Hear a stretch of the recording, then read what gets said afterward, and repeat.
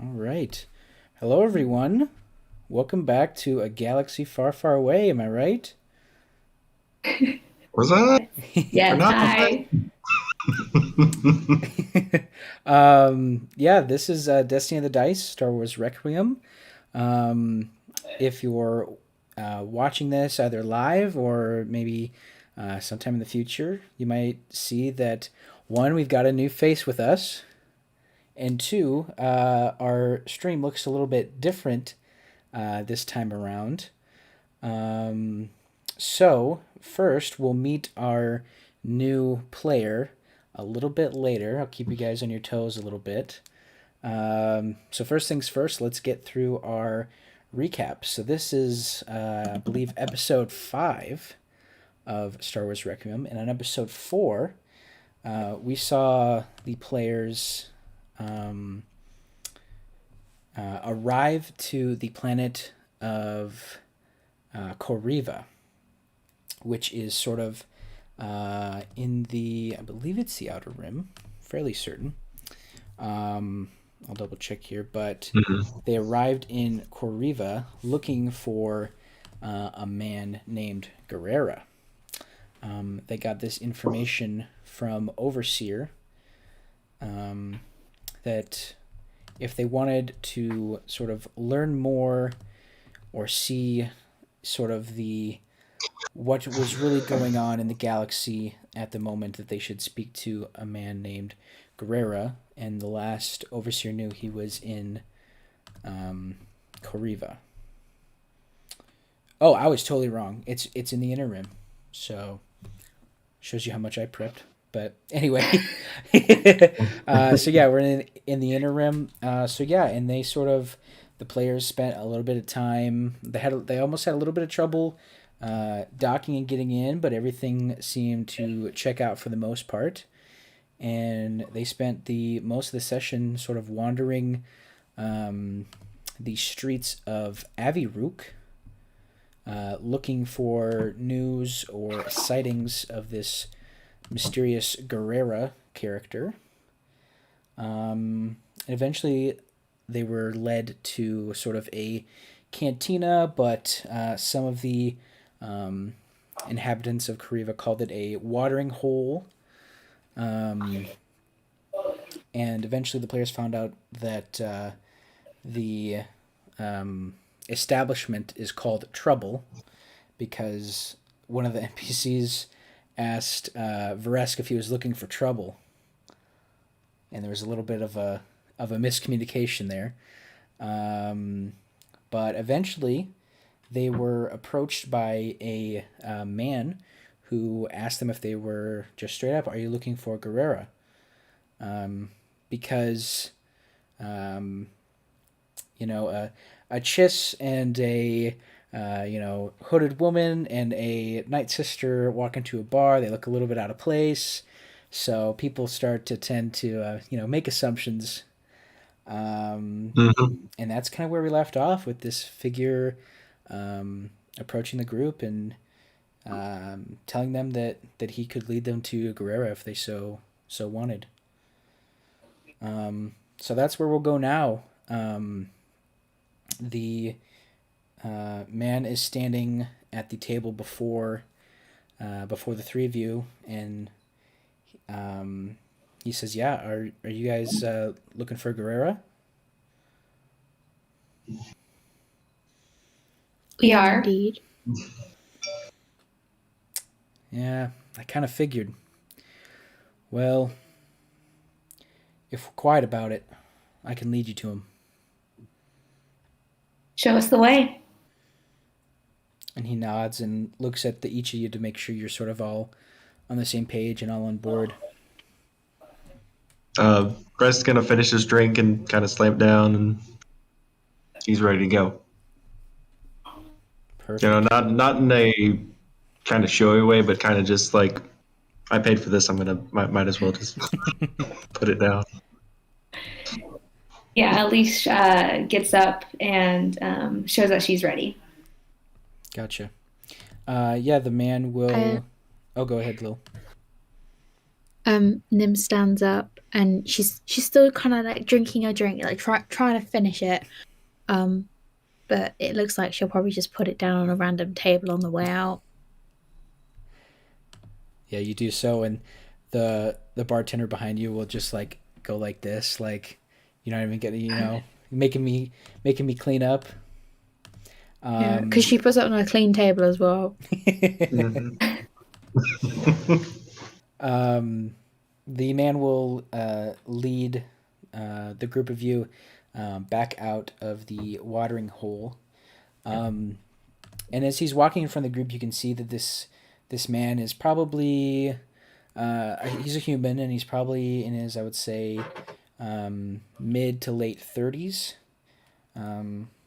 with maybe a touch of gray in his hair. And you can definitely see he is armed at the hip. He's got a blaster pistol on him, so he is armed. But other than that, he doesn't wear armor or anything. He just seems to have just sort of like a jacket and pants, and doesn't, he's not decked out in any crazy armor or anything like that. He just, yeah. So he'll lead you out of the watering hole and into the streets of Aviruk. And as he leads you, you see him start, to walk across the street and sort of get away from the watering hole. And every time you all come to a street, he'll sort of just stop and take a look left and take a look right, and just to see if he sees anything. And then he won't motion or say anything. He'll just keep walking when he's ready to go. After a little bit of walking, you start to see sort of the edge of the town here. And as he's walking, he'll kind of turn to the group and he says, "The name's Areg. And he pauses. I'm a friend of Saw's." Pleasure to meet you, Areg. He's like, pleasure. Yeah, Aleshe just looks at him. She's trying to figure out what that pause means, so she just kind of looks and gives him a side eye. He'll continue walking, sort of doing the same looks up and down the street. And he'll say, "To avoid suspicion, we'll have to get to Saw on foot, but it's not too far from town. Are you all okay with walking?" Aleshe nods, and she's trying to stay quiet around him. She's not sure about him. She's not sure about like what she got herself into, so she just nods and she's like, "I'm good with that." I prefer to fly my ship, but if that's the option for introduction, and you can provide transport later for the goods, I will accept. He sort of just keeps on walking straight and not really looking back at this point. But his voice does kind of get louder to make sure he's heard, and he'll say, "The goods. What does that mean?"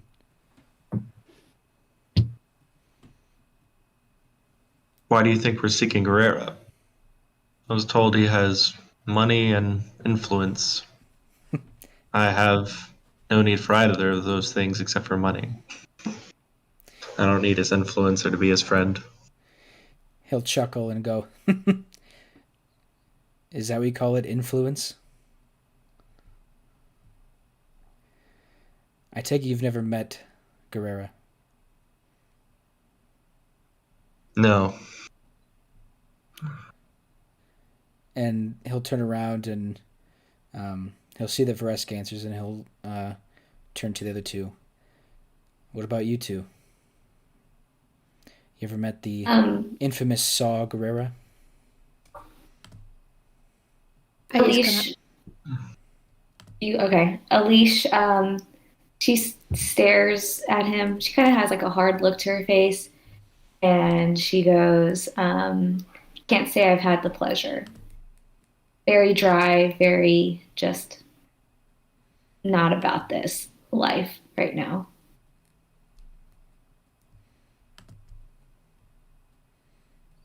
And he'll continue walking and say, "Goods, huh? Well, then I take it you haven't come to join us." Depends on the offer. I can't join a cause I know nothing about, and I won't speak for my compatriots. That's fair. Well, once you talk to Saw,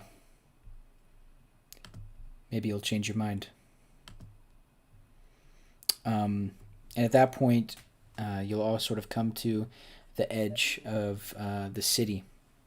And beyond is sort of a grassy, but sort of once in a while you'll see sort of rock sort of outcroppings, kind of as far as you can see. And any of you with sort of your characters might have good eyesight. You can see.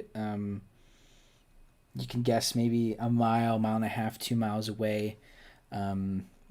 From this distance, it looks like some sort of forest area or some sort of tall grassland area. You can't really tell from this distance, but sort of a wide open area, and then it looks like there's some sort of forest up ahead.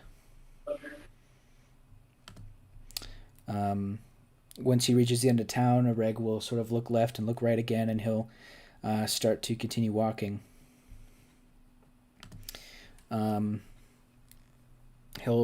After a while, he'll turn to Vreskev and say, "I don't know how to ask this, but is that some sort of face paint or tribal paint? I've never really seen." I don't mean to be rude. It's no.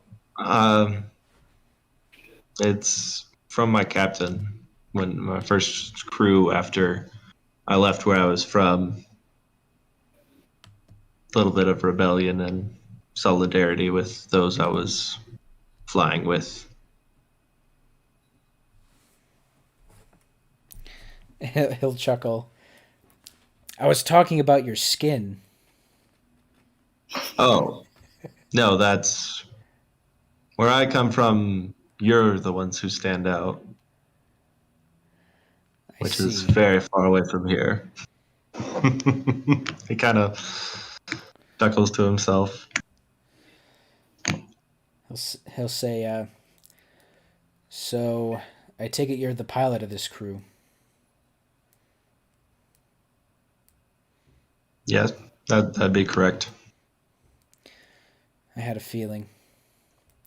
You look like the pilot type, and he'll look at the other two and just sort of like shake his head, not like in a like disgust way, just like, "No, you don't. None of you two look like pilots, kind of thing." First of all, rude, but okay. Just kidding. And he'll turn to Aleshe next, and he'll say, "What about you, girlie?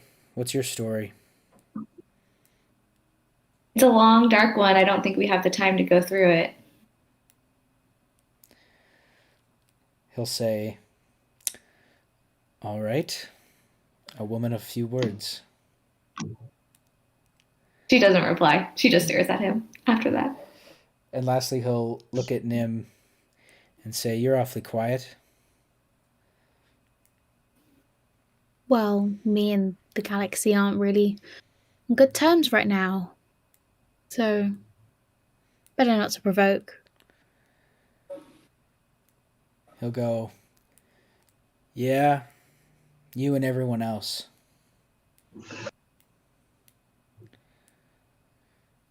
That's what Gerrera is all about. He's trying to make sure the galaxy doesn't shift too much. It doesn't go off its course. He's trying to get the ship afloat, or keep it afloat, if that makes sense. Hmm. Makes sense. I wish him luck, but strange to go from a war to feeling like this new not war where people die just as much. And what do you know about the war? Did you fight? Fight? No. Provided weapons and transport. So much of war is more than just fighting. Captain was very clever and kept us busy throughout all of it. Ah, so maybe not a pilot, but a smuggler, if you will. Depends on who was asking questions when we brought them goods. He'll sort of chuckle at, I like that. That's a good answer. Hmm. Sort of after that conversation, he'll stay quiet for sort of the majority of the way, at least until you reach the forest. During that time, does anyone say anything else or have anything they want to ask him? Resk is seeing that they're building a little bit of banter and trying to, get a good feel of this guy so he can definitely read him if he thinks anything's up once they get to Gerrera. It's like, so what about you? Have you always been from this lovely little planet or come here following Saw? Me? No, I'm not from here. Kind of glad I'm not from here. Other than Aviruk, there's not really much to Kooriva. Little villages here and there. This is the center of the planet, really. But no, I've been with Gerrera for a few years now. One of his crew, I guess you could call us. Our numbers are growing every day.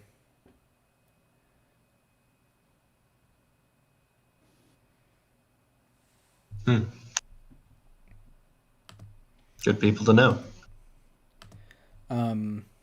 As you all approach sort of this forest area, it becomes clear that it's not necessarily trees that make this forest, but rather very tall, long, what looks like blades of grass. And once you reach the edge, if you were to look up, you can see sort of the smaller tip of the large grass, sort of flowing in the wind. And looking sort of inside, it's very thick, almost like maybe something like a cornfield or a wheat field. How the plants and stuff are so close together. It's very much like that. And there's not really a path or anything that goes through here. And a reg will turn around and nod to each of you, and he'll sort of look behind you to make sure, you assume to make sure that you're not being followed or anything like that. And he'll nod again and say, it's just a few more minute walk to the camp. And he'll start to walk into the grass. Can I also do a check to see if we're being followed, or if there are other, if not other people from different groups, but other people from his group who are watching us? Yeah, go for it. If you want to make, let's see. Just perception, or Um, let's see. It's either perception or maybe a search. That's the same for me either way. It's just 3. I got 3, 3, and 6. 3, 3, and 6.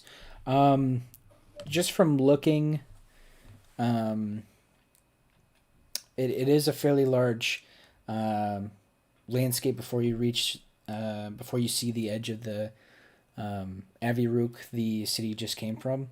You can see different sort of either speeders or some sort of repulsor craft coming every once in a while, coming in and out of the city. But at least from where you're looking right now, there's nothing, no repulsor craft coming towards you. You don't see anybody walking towards you. The coast kind of looks clear for right now. Sweet. Cool. As Areg begins to lead the way through the forest, he'll continue walking for a few minutes, and he sort of tries to clear the way best he can, but he's trying to push these tall blades of grass out of the way and walk through. And every once in a while, you hear him sort of huff and puff as one of the blades is a little bit thicker than some of the others. While you're all walking, I want everyone to make a perception check.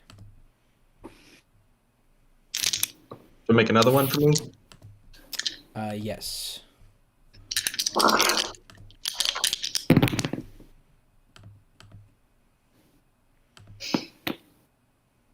I got 2, 3, and 5.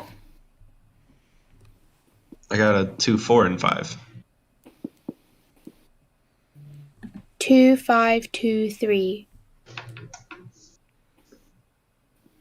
Okay. Casey, what'd you get again? 2, 3, 5. 2, 3, 5. Okay. Aleshe and Nim. While you are walking, the two of you are all of a sudden taken off your feet. And Vreskev, you see your two companions sort of be swept off their feet. And as soon as you look, you see them being quickly dragged deeper into the forest. And as the two of you are being dragged very quickly, it's very clear that your legs have been somehow tied together very quickly and are being dragged through these blades of grass. The two of you next give me... let's see.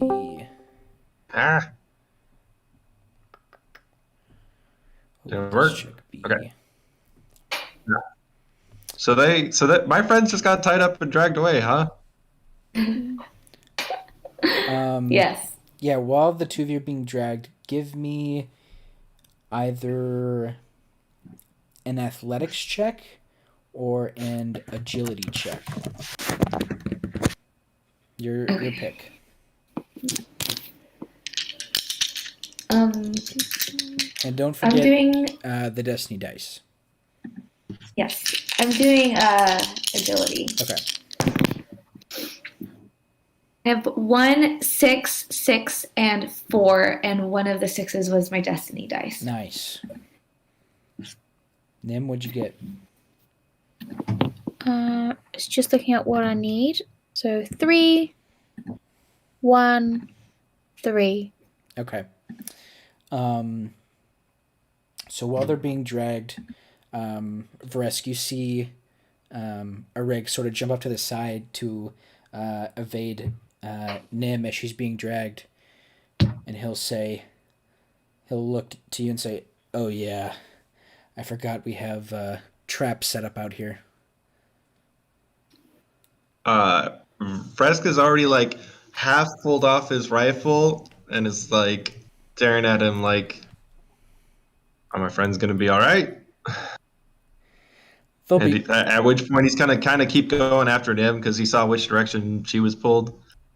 Not necessarily threatening with the rifle, but he has it out should he need to deal with the situation. He'll nod, and his face looks like almost embarrassed, and he'll say, "They'll be all right. They'll just get to the camp a little quicker than the two of us."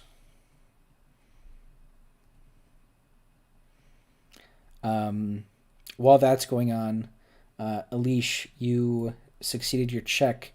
If you would like to attempt to get out of the trap while you're being dragged, you may do so. And if you would like to, how would you like to do that?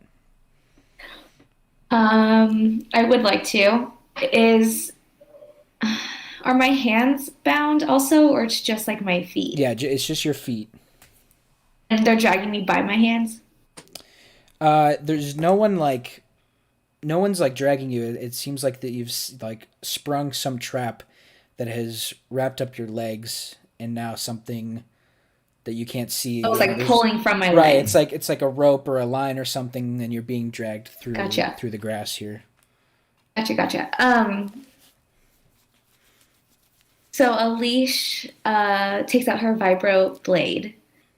And she's like being dragged. She's like on her stomach being dragged from her feet. So she like uses as much like core strength as she can to like flip over.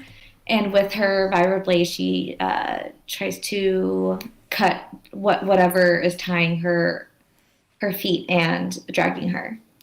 Perfect. Yeah, give me another agility check to just because I mean you're also like being dragged through this really tight high grass, and Right. you're hitting blades every now and then. So do another agility check to see if you can get out your vibroblade. Okay. Okay. I got 4, 2, 4, and 3. Yeah, you take it out just fine. Oh. If you'd like to try and cut the line, you can just give me a regular melee check. Okay. And melee is with the dexterity dice, correct? Yes. Great. Okay, so I have 5. 1, 3, 1, 6, 4. Yeah, you successfully cut the line, and you are stopped from being pulled. Perfect. And as you sort of slide to a stop, you can see, or maybe hear, but it appears Lil has continued being dragged, and she's sort of slides right past you. Okay. I quickly, try to sit up and try to untie my legs. First I place my vibroblade down, try to untie my legs. And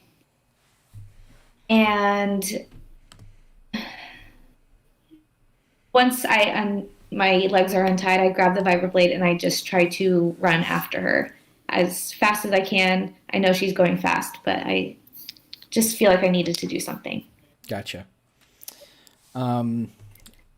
Lil, after a short time after that being dragged, you eventually come to a clearing, and quickly this clearing rushes to you, and all of a sudden, instead of being pulled sort of straight, all of a sudden you're sort of pulled up, and you're sort of hanging by your feet upside down at this point, and a little bit disoriented probably, but looking around, you can see you're in some sort of clearing with some sort of camp with people standing all around. And go ahead. Oh, so you haven't finished the description yet, so... Oh, yeah, no, I was just saying, you're in this clearing and you're pulled up, and there's people standing all around, and you're a little bit disoriented, but all of a sudden, before you're able to react or say anything, you can just hear this sort of like kind of laughter going on. So I immediately, because I'm like a Jedi, I would have like, even though I'm a bookworm, I would still have like physical training and stuff. So I'm just gonna like try and reach up and try and untie myself and grab, so I'm still grabbing hold of the thing. Gotcha. Um, If you'd like to try that, what kind of check? yeah, maybe either a strength or an athletics check.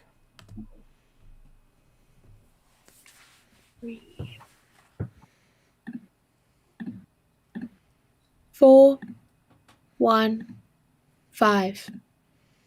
So you are able to sort of lift yourself up and get your hands around your legs where they're tied up. So you succeeded that check, but um, now would you like to try and like untie yourself pretty much? Yeah. What would that be? Would that be I think for that, dexterity? yeah, maybe just another dexterity check. Yep. 3, 2, 6. Gotcha. So while you begin working on that, this laughter sort of fills the area, and Aleshe, you're not quite to the clearing yet, but you do sort of begin to hear this sort of laughter, and you know, maybe you had an idea where she was dragged, but then you hear the laughter, and you sort of switch directions slightly, and you kind of can guess that maybe that's the direction you need to be going in to find her. And Nim, as you're working on trying to untie yourself, you see this man sort of emerge from the crowd, and he begins laughing as well, and he'll say, looks like we've caught some spies from the Empire. Nope. Very much not a spy. And I'm still trying to untie it. Let's see. Do you want to try and make me a perception or deceive check? Deceive can also be like used to like convince. Okay. Yeah, deception 4. So why do I keep pressing the green one, not the yellow one? Okay. 3, 1, 6, 1. Gotcha. The man will laugh again and say, I'm sorry. I don't believe you. And he'll, as you're sort of, you're being held sort of upside down, but you are sort of right side up trying to untie yourself. And this man's going to come over to you where you're hanging, and he sees this sort of backpack or strap that you have on you, and he's going to try and get it off of you. Let's see what she's got.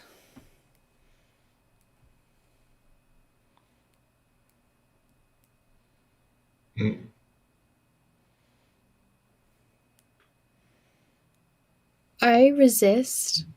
But like can I resist? Like, can he reach? Like how Just how long is swing this away. it taken me to like untie the thing? Because I swear I would have untied it by now. So, I will say you did fail that check. So, like not like you're working on it, but it's like a tough. We'll say there's like a knot or a tough knot, so it's taking you longer than you thought it would. So like if you gave it time, you'd eventually get yourself out, but it's taking you a little bit more. But yeah, they're trying to. Do I still have that blaster? You might. I didn't take it from her. Yeah, you probably But would. as far as I Okay. know, that's the only weapon she has. So Yeah, so I take the blaster and I try and shoot the rope. Give me a blaster's check. do.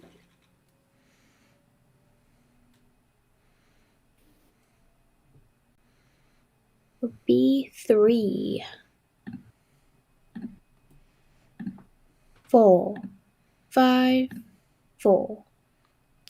Yeah, you take a quick moment to aim,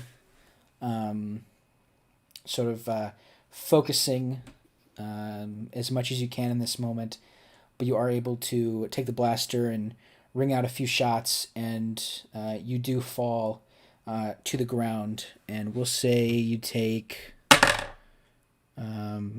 Wait, can I roll for like if I land on my feet?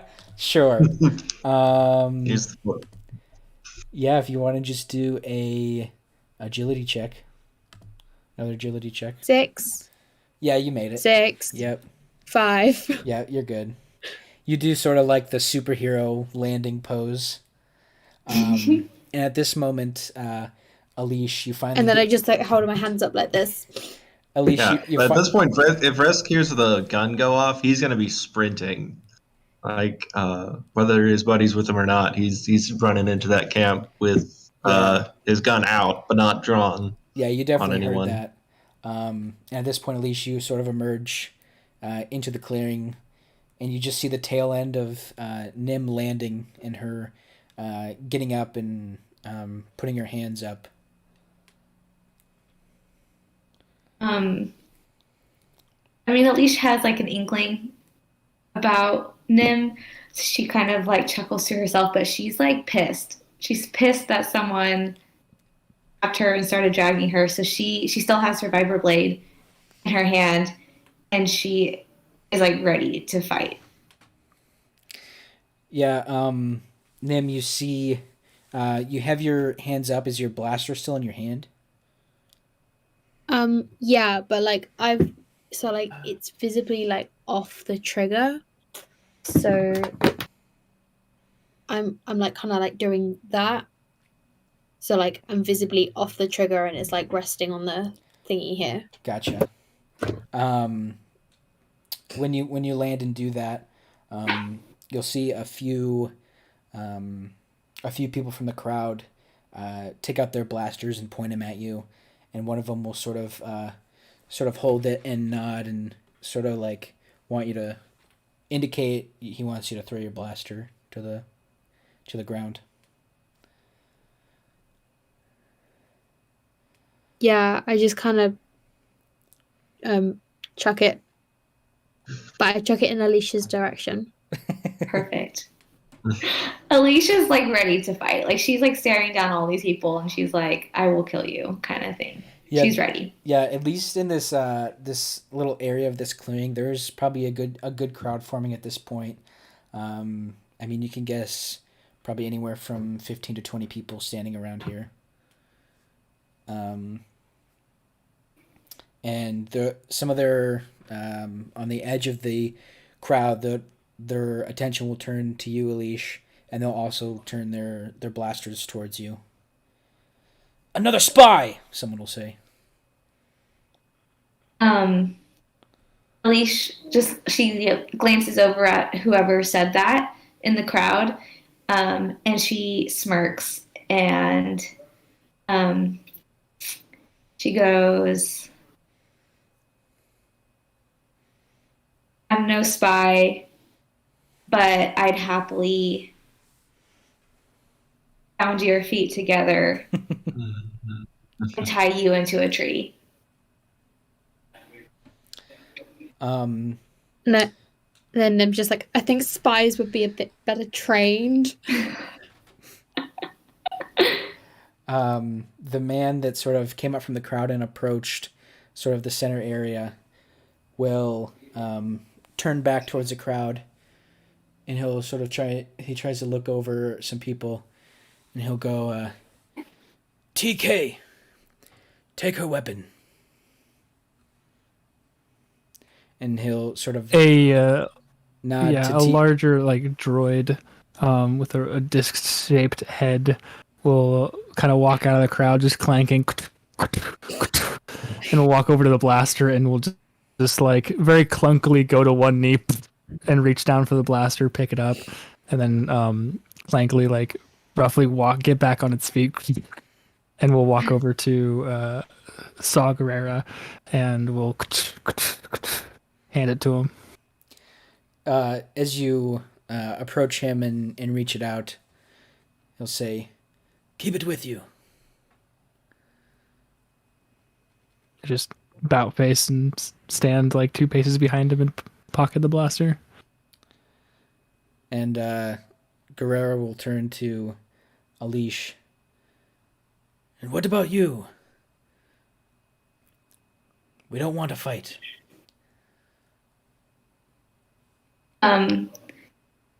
Aleshe looks at him and says, "And you shouldn't have dragged my friend all the way here and tied her in a tree." At that point, Vreskev and Areg emerge from the grass into the clearing. And you see Areg and Rest kind of like jumps out and has his gun and is like has it pointed down and is like not threatening anyone, but is like heard a gun go off and his friends were dragged this way and is very much looking around like what the hell's going on. Yeah, and immediately like Areg will sort of like not like in a mean way, but he'll like try and brush past you. He'll say, Saw. They're with me. And as you emerge, more sort of guns like focus on Aleshe, but then they go back to Vreskev and then back to Aleshe, and they're like going back and forth. And Areg will sort of approach Saw and he'll say, "Saw, they were looking for you in the town. I told them I could lead them to you." And Saw will sort of look at him, and his face almost looks not like upset, but like sort of like a disappointed look. Like a really dude kind of look. And he'll say, "You've brought outsiders to our camp. Do you not realize you could have jeopardized this whole operation?" And Areg will sort of sigh and he'll say, I'm sorry. They seem like capable individuals." "Well, this one can't be too capable if she gets caught in our traps." And he'll sort of nod to Lil. Or, I'm sorry, to Nim. I just go red. Tress is gonna kind of like unusually for him, but he's like, that's just what she wants you to think. So you're Gerrera. We have business to conduct. If we're all gonna put away our weapons and Business. maybe won't take this much to the cut. Business. What kind of business? Can I make like an armament check or something to like see what he has his goons equipped with and see if like the stuff that Vreskev is better? Like to see if I want to be sassy with him or not. Yeah, I don't think it'd be armament. If you want to maybe give me like a perception or a search check. Okay. That is a 4, 4, and 1. Yeah, you get a quick glance around and you can see that there are a few people in the crowd that they seem to have pretty pretty okay weapons. They're not, top of the line, but some of their weapons look like, they actually work and they aren't rusted or anything.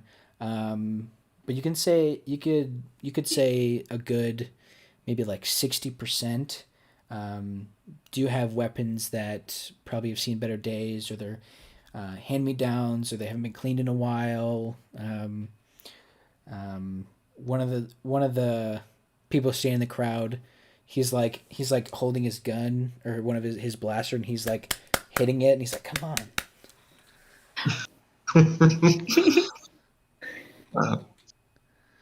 a business opportunity you'll be very interested in if your people's equipment has anything to say of the state of this operation.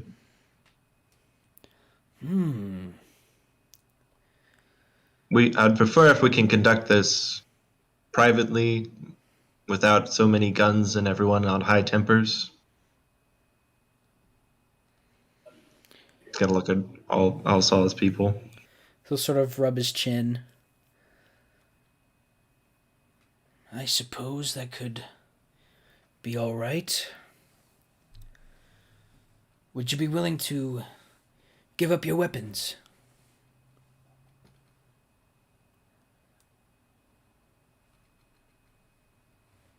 First, is gonna look around. You guys are like this again. Unslings his rifle and tosses it to his buddy who was his guide.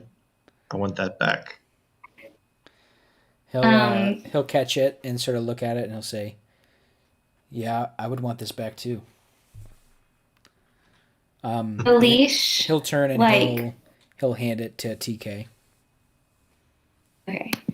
Aleshe, she snarls. She does not want to be put in a situation with no weapons. But she glances back at Vresk and sees that he gave his up. And so she hesitates, and then unwillingly she I don't know how close she is to Vresk and them. So she can hand it to she'll just drop it on the floor. Yeah. Your vibroblade? Yeah, my vibroblade. Yeah. You'll sort of toss it to the floor and Saw will sort of nod to TK. Just mix it up. Saw will say, "Come to my tent. This way." And the large crowd that seemed to gather will sort of dissipate a little bit, and everyone will sort of go off in their own directions, and you see Gerrera heading off towards this larger tent towards the center of this clearing, this camp.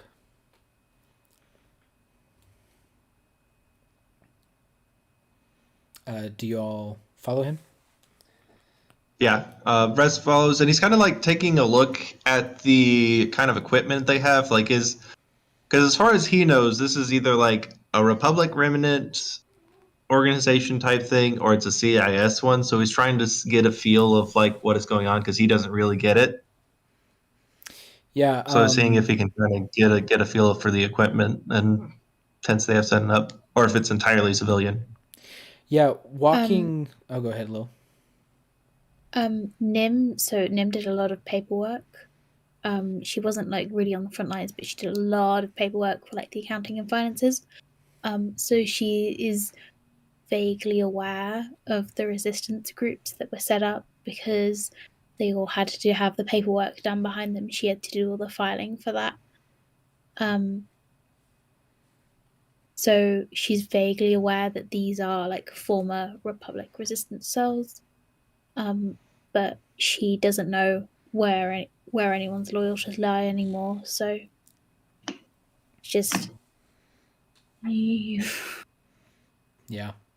For those that are following, looking around, it does become more clear that this is more of a camp, larger camp type area. You see many tents sort of lined around in different areas, some smaller, some bigger than others. And you do begin to see more people that appear to be armed, but you do also see what look like civilian type people, human families with their children, other species with their families. There might even be a little area where some children, all different species, are sort of, playing tag or playing a game or something. They're all sort of running around. And as you continue walking, you do also see, get a good indication of what else is around. There seems to be a few, not very many, but a few smaller ships are sort of parked towards the back of the camp, and possibly it looks like a few speeder bikes as well.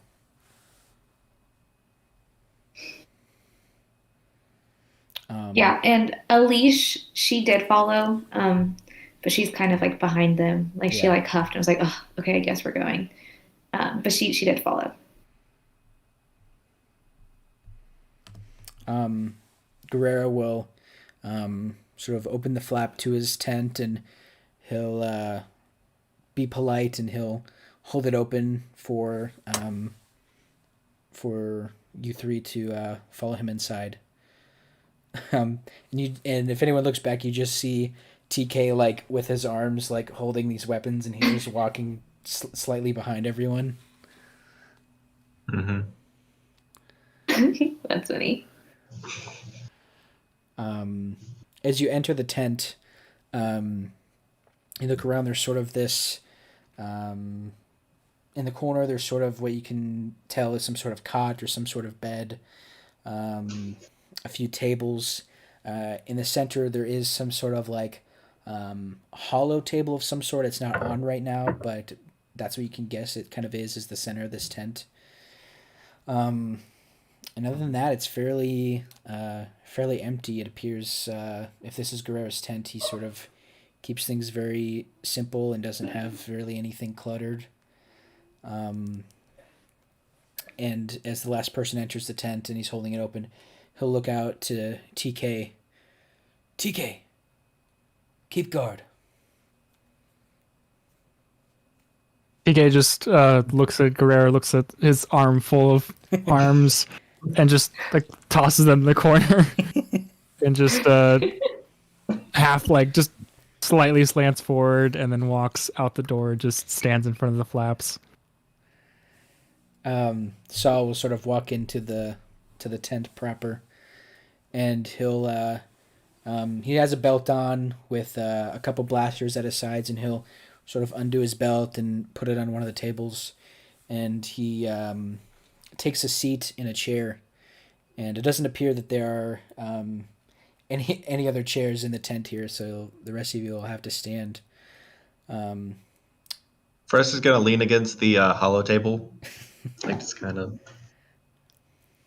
Yeah, Aleshe is still kind of in the background, but she just stands there, like arms crossed over her chest, looking as disapproving as possible. And Nim just sits between them, just like with her hands on her knees, and just go, cool. yeah, Saw takes a seat and sort of gets comfortable and goes,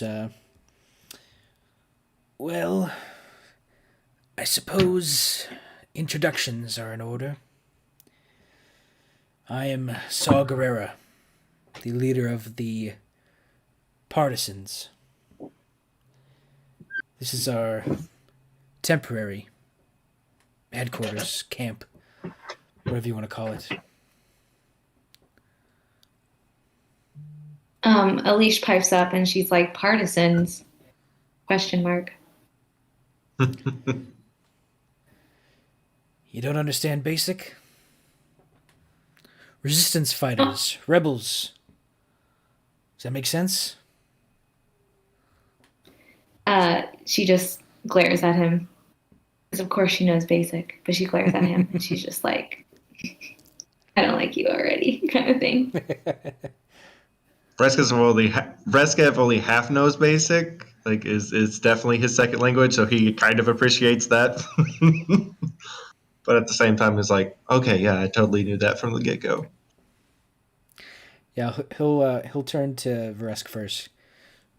You, Blueface, speak. I am Vreskev Klerkoi. I'm the pilot of the. Oh dang it! What was my ship name? Oh god, it's been so long. I don't remember.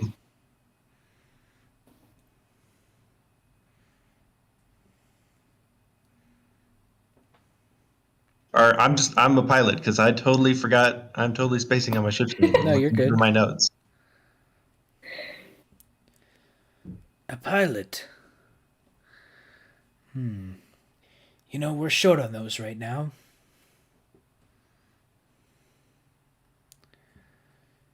So your man said, A rig. He's been with me for a while. He's known to make mistakes every now and then. I guess we'll find out if he made one today.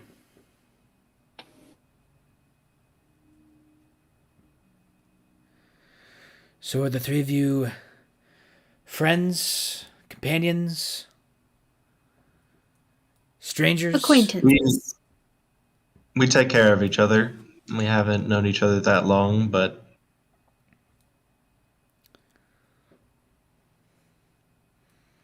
I see. And he'll turn to Aleshe. And just what might your name be? She glares at him just a little bit longer and then says her name. Her name's Aleshe. She doesn't say any more because he only asked for her name. And where are you from, Aleshe? I'm from a lot of places, but before that, Dothamir. Dothamir. He'll sort of look up, like he's looking up into the sky. It sounds familiar. I can't say I've been there.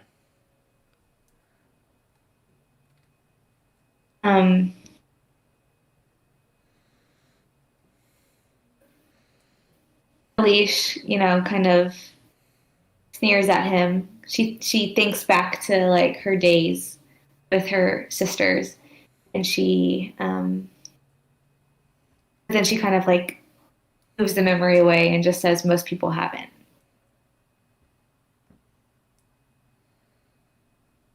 I see. And lastly, he'll turn to Nim. And you. Something. She like just kind of like bows like she's still sat down, but she's kind of Nim Togosa, formerly of the Republic. The Republic. So maybe you are a spy. Formerly of the Republic. Aren't we all? isn't formerly everyone the Republic? formerly of the Republic? Yeah. Fess is going to kind of Yeah. chuckle, trying to lighten the mood.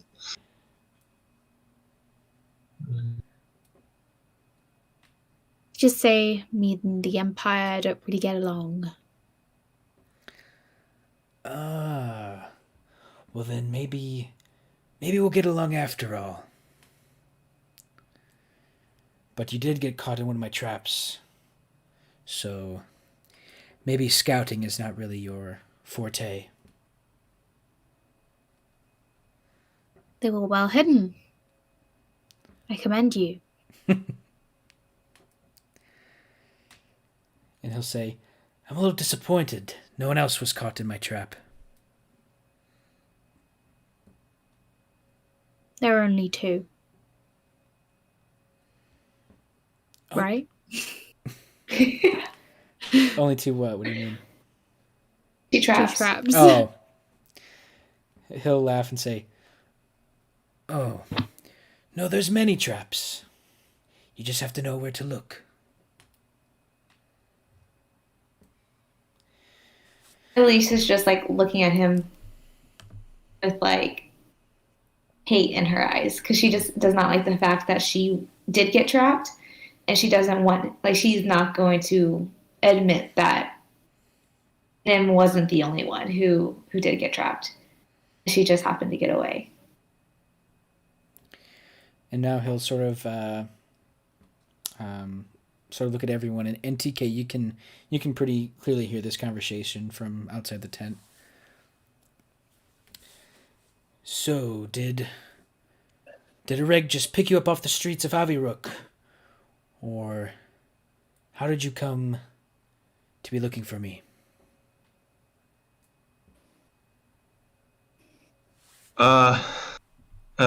Old acquaintance of mine said that you might be looking for the sort of business that I can provide at the moment. And then your man found us as we were looking around town, searching about for you. And just who's your contact? The overseer from formerly Bespin. His eyes. Small eye. He's good. He's a good rumor monger. Yeah, Saw's eyes kind of go wide when you mention Overseer's name, and he'll sort of lean forward. That no good Celestin is nothing but a backstabber. He's only in it for himself. True, but his information's good most of the time. You know what his problem is? He can't see the bigger picture. But you, my friends, do you see the bigger picture here? And he'll I sort like of, to think so. and he leans forward and he presses a button on the hollow table, and Vreskev, the table you're leaning on all of a sudden illuminates, and it's sort of this big sort of depiction of the galaxy that sort of fills the center of this table. And Vreskev, you see like a star or a planet or something like right in front of your face. Oh yeah, Vreskev will hop off the table so we can kind of get a full view of what he's kind of showing off. He'll sort of press another button, and the view sort of zooms in, and a planet sort of comes into focus. And those who are fairly familiar with planets, it appears to be Coruscant. And he'll say, something has happened recently. Do you all know what I'm talking about? I assume you do. But I want to make sure we're all on the same page.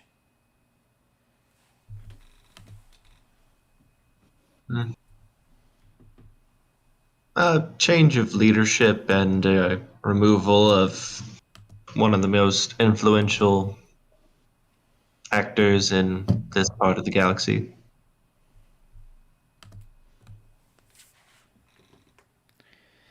Yes, the Republic is no more.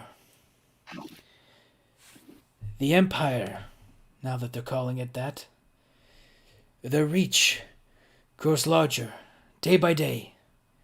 And you can see it started on Coruscant, but the table sort of zooms out more, and different systems and planets begin to sort of light up with sort of a red tintish color. And Saw continues. The Empire's reach grows larger, day by day. Planets, cities, towns, villages, communities. Soon, it will affect us all. A lot sooner than we think. I've seen this firsthand. As I'm sure a few of you may have as well. Am I right? Press is gonna nod. Aleshe doesn't give anything away.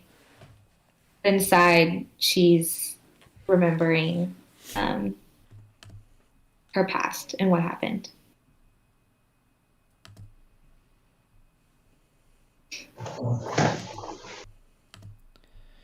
I'm sure you, and he'll look at Nim,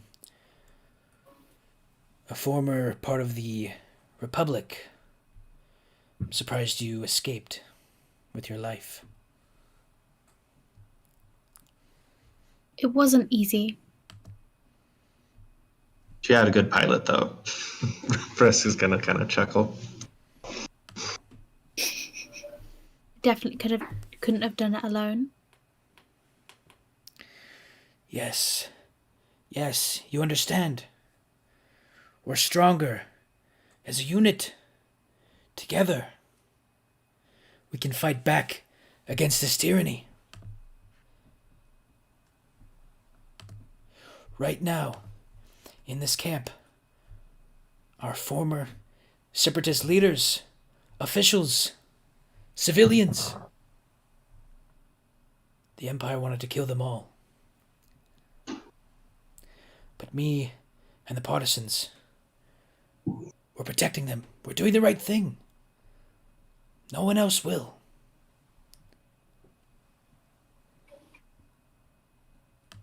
Well, if you're going to be protecting them, I have a ship full of weapons that may be able to help you do a little bit better job. Because if the Empire or their clone troopers stroll in here now, I doubt it would make a difference. Excuse me. A weapons dealer. I knew I liked you. What kind of weapons are we talking? Well, I have 39 crates of blaster rifles, some of them Republic issue, some CIS. Captain made sure we took care of both sides. Some grenades, some food. I see. A fence sitter. And so now that it comes down to it, what side of the fence are you on now? The side that's protecting, doing the right thing? Or are you on the side that has the more credits? Answer carefully. I don't see why the side doing the right thing can't be the one with the credits. But if it truly came down to it, I need to get rid of the weapons.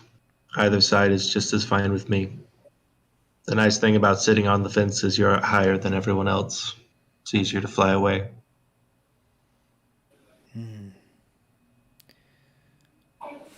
That's an interesting perspective. If you fall, no one will catch you.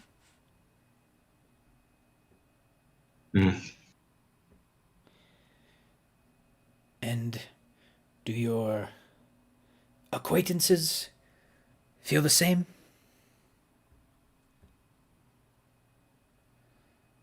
I don't know. I don't speak for them. Aleshe is kind of like having an internal battle right now. So what she does say is, I'm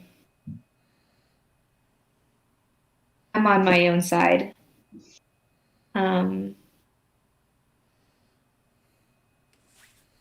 Whatever I can do to make things right for me, that's what I'll do. So there's two on the fence. And what about the third? And he'll turn to Nim. Really have a choice, seeing as my existence is illegal within the Empire. So it'd have to be the other one, whichever side is not the Empire. Ah. Illegal. What does that mean? I don't know if I follow. Aleshe does a little, Complicated. yeah, she does a little look to Nim. She doesn't say anything because she's interested to see what Nim says. What, did you break free from from prison, from jail, custody. Didn't finish your service on the spice mines. No, it was all above board. It's just the Empire decided that things that existed within the Republic just they didn't want them anymore, so they decided that they were gonna get rid of those people.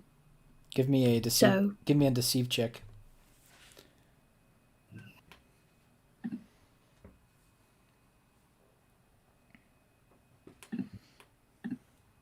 Five, 2, 6, 5. Saul will just nod. I see.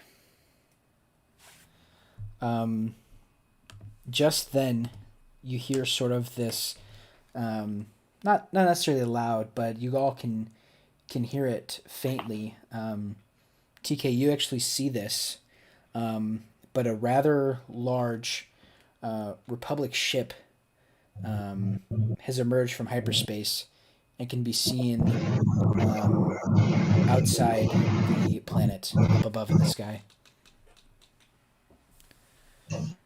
A Republic ship? Like a... Define a Republic ship. Like it's a Like pre-Empire? Yeah, like a Republic capital ship. I mean, we're probably only Oh, that's right. We're like right after. Yeah. Okay, So never they mind. In like a week. they Forgot the timeline they for a haven't second. they haven't updated yet. That's right. Okay. Still using old stuff. Everything's a Republic ship. That's fair. Mm-hmm. Would I perceive this to be Yeah, what's it? like a red flag of some sort? I think you would. Saw might even sort of look over. TK, who's here? Yeah, I'll pull over the flap and pop my disc head in and be like, There seems to be an Imperial ship in orbit. I was waiting for it. I love it. I'm so happy right now. Saw sort of stands up from his seat and gets sort of a concerned look on his face. And he'll actually maybe brush past a couple of you, and he's going to take a look for himself. Imperial ship in orbit. Vresk will also go take a look. He's seen enough of the capital ships to know what the different ones are, at least. Yeah, looking out, this is definitely like a Republic capital ship, like not like a small scout ship or a small cruiser. This is the big dog, big deal. Saw will turn back inside the tent. You see, more come every day. They will never stop. And he'll sort of... Even that seems a bit overkill for this size of a planet with such a small population. They must really not like you. Nim, when the ship emerged from hyperspace, you immediately sensed a disturbance in the Force. Yeah. And I just kind of like go like I tense up immediately. They will never I'll stop. pop my... Oh, go ahead. No, he'll just say, they'll never stop. You have to believe me. I'll do a quick calculation and mention up to Saw. I believe the odds of our survival has decreased with their presence in orbit. What would you recommend, Saw? Just keep an eye on it for now. I don't know if they've spotted us. But remember, TK, our men know what to do if things go bad. Saul will turn to the three of you. So, I wish I could speak more about this matter, but it feels... Seems the perfect time to speak about this matter. You have a ship in orbit that is clearly far too large for a backwater of this size. I have weapons and equipment that your men will need if they're going to Survive. fight or survive, or if you are going to give up this place, a nice new base with chock full of weapons, more effective than the ones they currently have, may be a benefit to you. Yes, the weapons. Before I make a decision about that, I have one question, and one question alone. And he'll look to the three of you.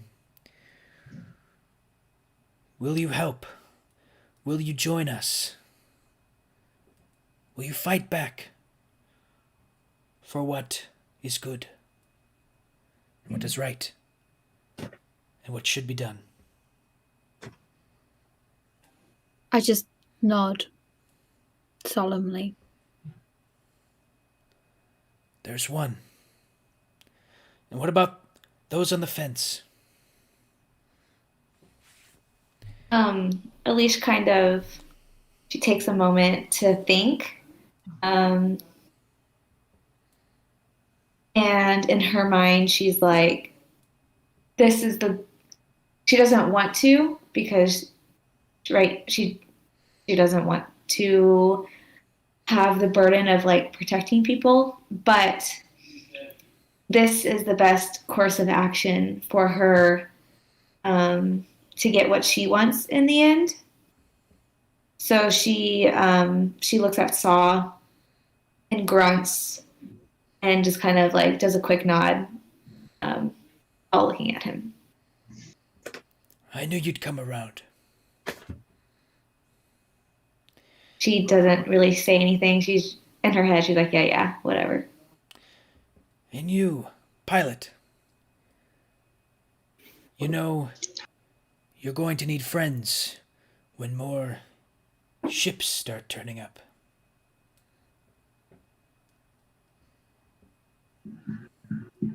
Russ is going to kind of turn away from him for a second because he definitely does not want to, more than anything, because he's always just about taking care of himself, making money, playing both sides, but he's seen how the empire works and doesn't really know if it is. Plus, he kind of understands these girls and kind of likes them, so he's like, do I just ditch them and leave them here with these guys, or do I stick with them and make a new crew? Because he had a crew and they're all dead now, so he's going to turn back. If Bat Nunatan Bahitsi is with you, sure.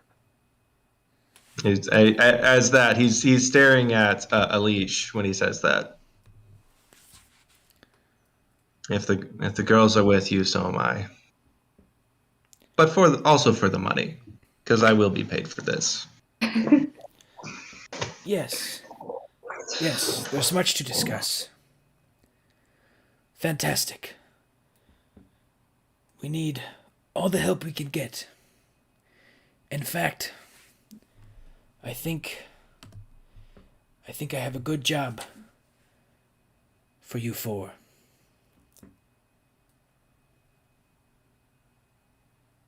Aleshe goes, I was just about to say that. Aleshe says 4 at the same time Vresk does. DK, come in the tent. TK swivels around, gets in the flap and stands just right inside the doorway. Approach the rest of us. approach. Just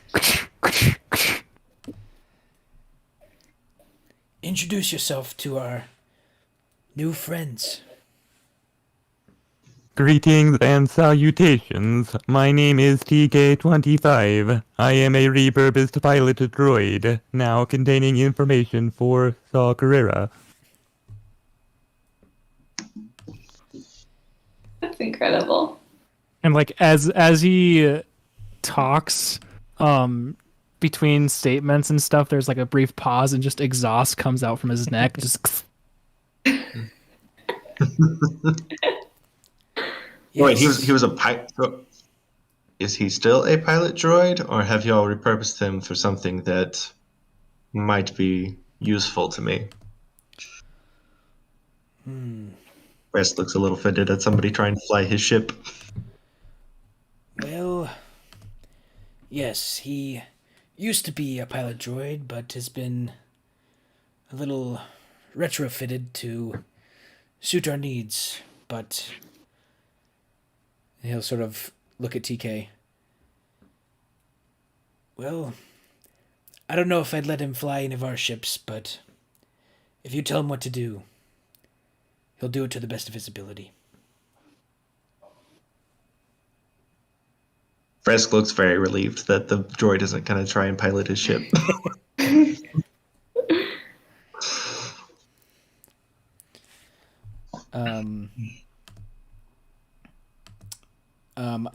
After that, there's sort of a what sounds like some sort of commotion going on outside, and you hear sort of footsteps approaching, and you see a reg sort of fly open the tent flap, and he'll say, sort of like breathing heavy as he was running, saw in Aviruk say a number of clones have entered the city.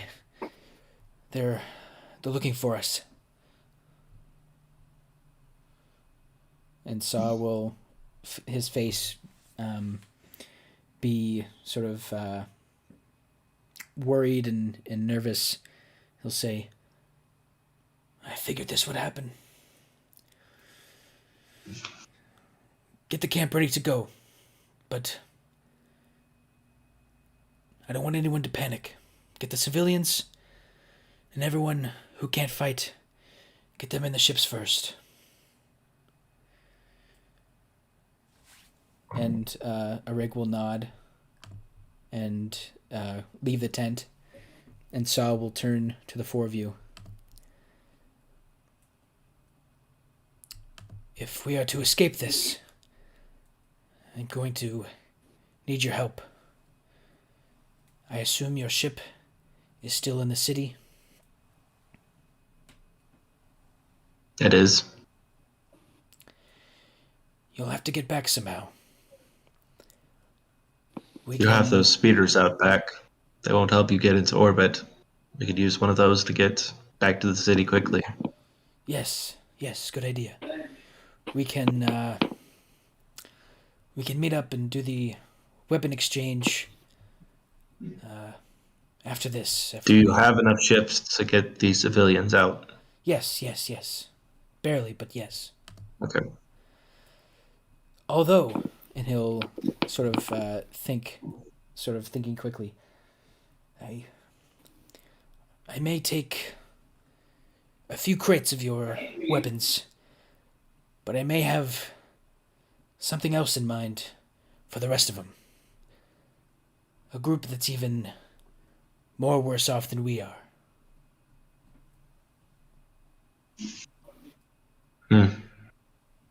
And with that, we're going to take a quick break. All right. Yay! Awesome. All right. Well, we're going to take a short 5 to 10 minute break here, and we will come back for the second half of episode number 5. So stick around, everyone. Right.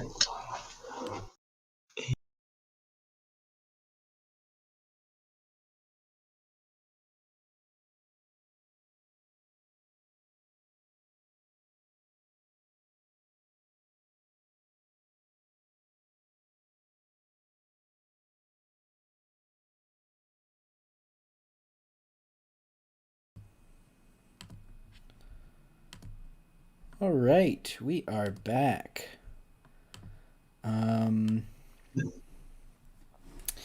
So, as Saw mentions this other group who could possibly use your crates of weapons, TK, you get a signal. Someone is sending some sort of signal to you, and it's some sort of piece of equipment that probably wasn't attached to you originally, but is attached to you now. And someone's trying to send you sort of a live holo vid, and there's a place for you to sort of, I don't know if it's like your finger or if it's some other like piece of equipment attached to you that you can plug into the holo table here, but you're able to patch it in if you'd like to do that. Yeah, it's probably some like aux cord that I just have wound up in like my ear, where my ear would be or something. Just pull the cord out and plug it in. Yeah, you do Awesome. that and plug it in, and the galaxy map that was kind of showing goes away, and you see this live holovid show up on the table here. And in front of it, you see this sort of man who's dressed in dark clothes, and he says, Gerrera, they're here, and they brought a, and then the signal sort of crackles and is sort of goes ins and out, and he says a few words, but you can't really make up anything. But then a word gets through, and the word that you all hear is Jedi. Mm. Mm. Aleshe kind of glances at him. She doesn't say anything, and nobody, like, it's just very, very small. Just her eyes moving. The signal comes back for a brief moment, and the man continues to describe what he's seeing. He's saying that there's clone troopers starting to fill out the streets of the city in small groups, and then out of nowhere you see him sort of stop talking, and he sort of like starts to like grab his chest and his neck, and it sounds like he's like choking for some reason. He's like, oh, what? And when he was talking, you were able to like see him in full view, like head to toe. But as he starts to like sound like or look like he's choking, it looks like that his like he's being raised out of the air somehow, to where like you're starting to not see like his head and the top part of his body. It's sort of like at his chest, and he's being raised in the air. And you hear him continuing to choke and sort of struggle, and so I'll go, what's going on? TK, is this a live feed? It seems to be. I'm checking to see if there's a malfunction in the connection.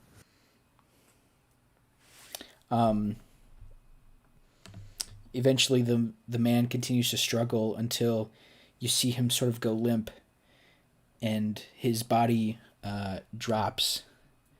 And it appears that he's either unconscious or dead.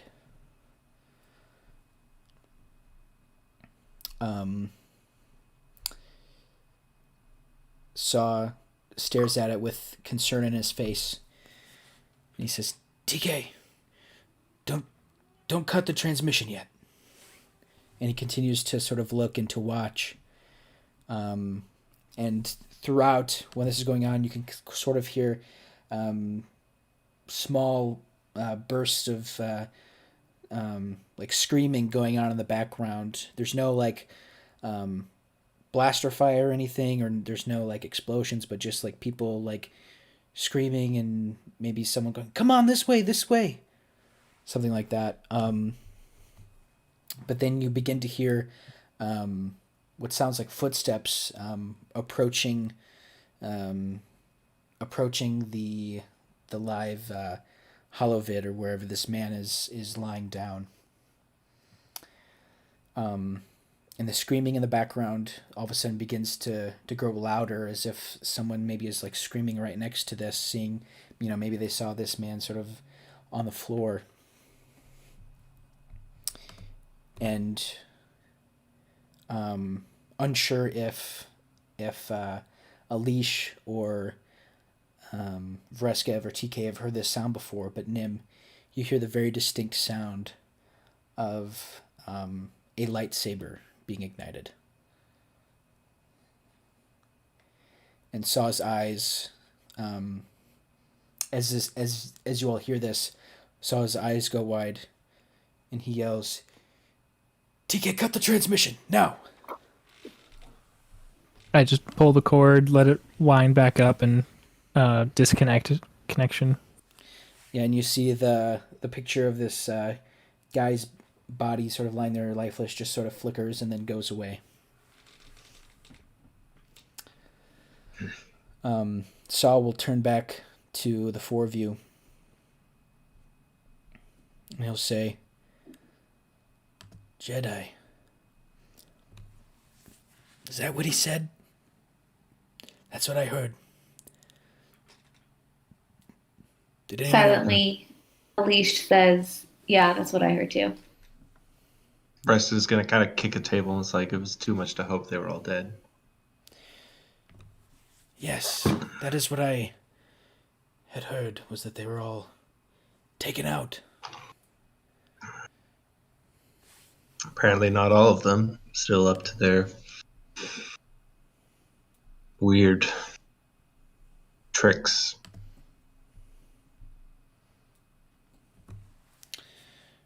Saw will take a big sigh and say... Nim's just kind of like, now. Saw will take a big sigh and he'll say, "We have to hurry. If you want some of those weapons off your hands, we can meet up after all this is over and I can take some. But the rest, I have another place that you can take them. A group that..." Oh. There you go. There we go. Why are you reset right at the worst times? Every time.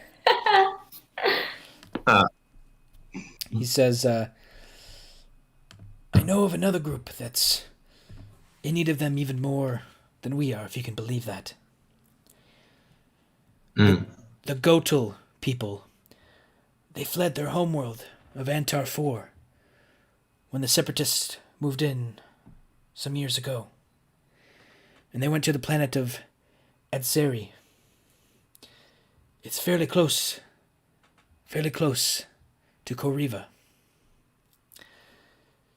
They're not necessarily affiliated with the partisans, but we always try to support them if we can. But I'm told that they're planning an attack against the Empire, and they're needing some weapons. Your supply just might be enough to give them a fighting chance."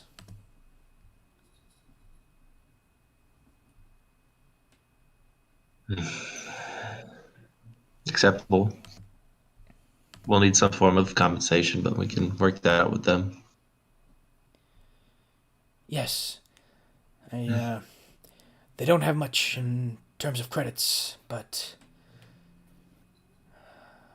they are, I don't want to say capable of striking the Empire where they need to, but they are a determined group of people. So I'm willing to help them. Once we find a time to get settled, I'll pay for half of the cost for their weapons. And you can tell them that they owe you the other half. Tell them Gerrera sends a gift.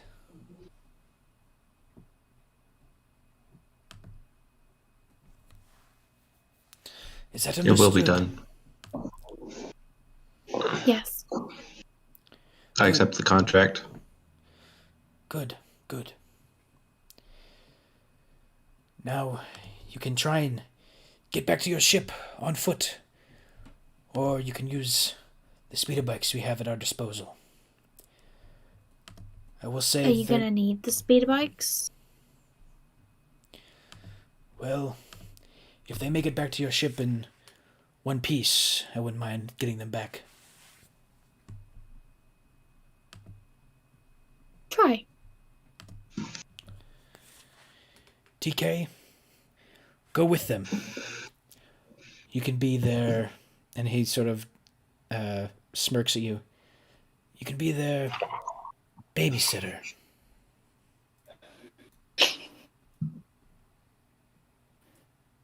I see a flaw in this saw. They are not infantiles. They are adult males and females. TK, you know what I mean. And he'll point to Nim and he'll say, and especially look after this one. She did get caught in our traps after all. He's not going to let that go. Aleshe's right there. Which one did he point to? To Nim. To Nim? Okay. He turns and looks at him and like takes the steps closer and gets like probably more like uncomfortably close and just looks down at her and says, I was told to have an extra set of eyes on you.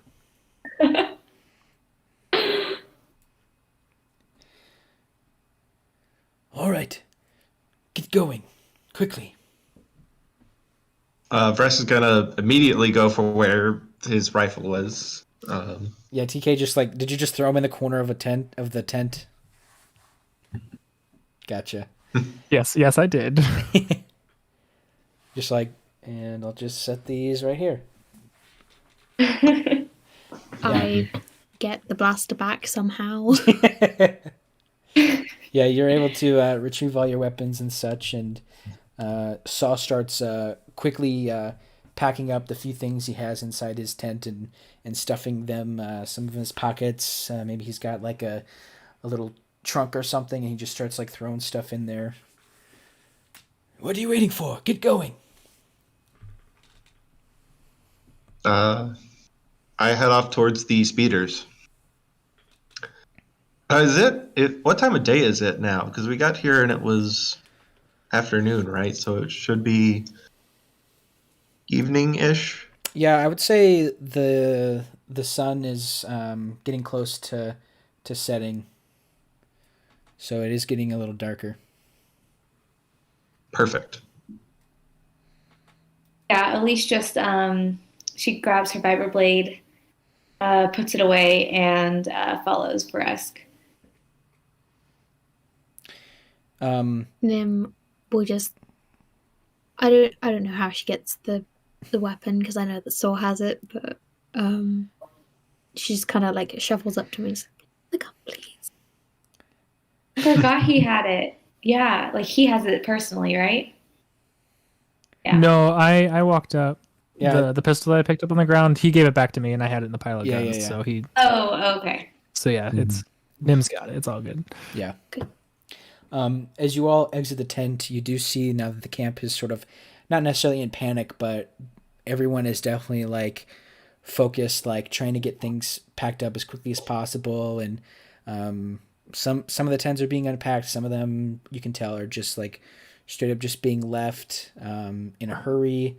The group of kids that are playing are now being like dragged away by their parents, trying to plead to them like, come on, we have to go. You can see some of Saw's partisans like running to the ships and trying to get them started and get some of the equipment back inside. Everyone's kind of focused on different duties, but it looks like they all know what they're supposed to be doing if this situation were to ever happen.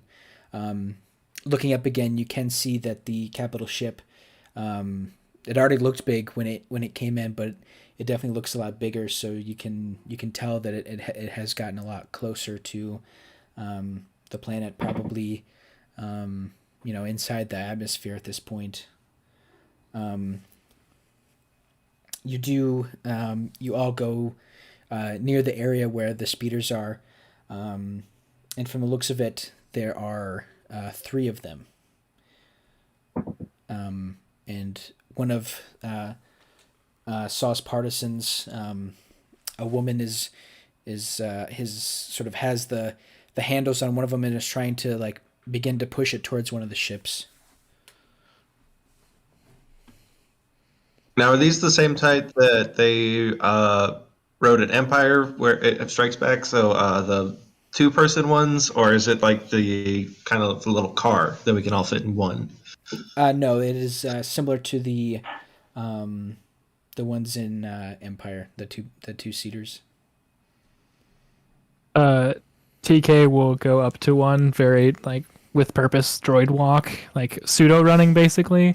Will get into the driver's seat and start it up very by the book, and will turn over and direct Nim into the passenger seat or the secondary seat. Nim Tagosa, formerly of the Republic, please take a seat in my scooter. I just kind of like jump on awkwardly. It's like, Mm-hmm. Pilot Vreskev Kilokoi, I recommend you take the other speeder with Aleshe of Dathamir. Oh yeah, he's full on like jumping over the back, getting on, cranking it up, doing its full safety check. Awesome, yeah. And Aleshe hops on soon after he does. Yeah, at a glance, the speeders, they don't look top of the line. They don't look like they're in tip-top shape. But, if you just need to get from the camp to the town, you're like, yeah, these will get the job done at least. So it's TK Right. and Nim on one speeder and Aleshe and Vresk on the other. Yep. Yes. Okay, got it. Yeah, and there's sort of a general path that leads throughout the camp. So it looks like you're able to follow that path and start heading through the forest. As you both start getting the speeder sort of revved up and turned on and ready to go, Saw comes stumbling over once more and says, Wait. If things get a little hairy out there, I may need you to buy us some time, cause a distraction, or yes, but buy us some time to get out of here as best we can. My ship's tough. She's not that tough enough to take on a capital ship, but I'll see what I can do. That's all I ask for. All right, we ready? Let's ride. Boom. And Let's ride. we're gonna take off. Awesome. Yeah, you with Fresco in the lead. yeah, with speed, you both the drivers of the speeders take off down the path and start going through the forest. And the speeders have sort of like a wedge tip, so they're able to push past the tall grass. So you're not having to sort of dodge out of the way of these grass pieces. It's sort of able to push them to the side like a plow, kind of. Sweet. like a little snowplow. Yeah. TK, you probably know this area best, so you sort of know where the direction of the city is. So I'm assuming you're sort of taking point.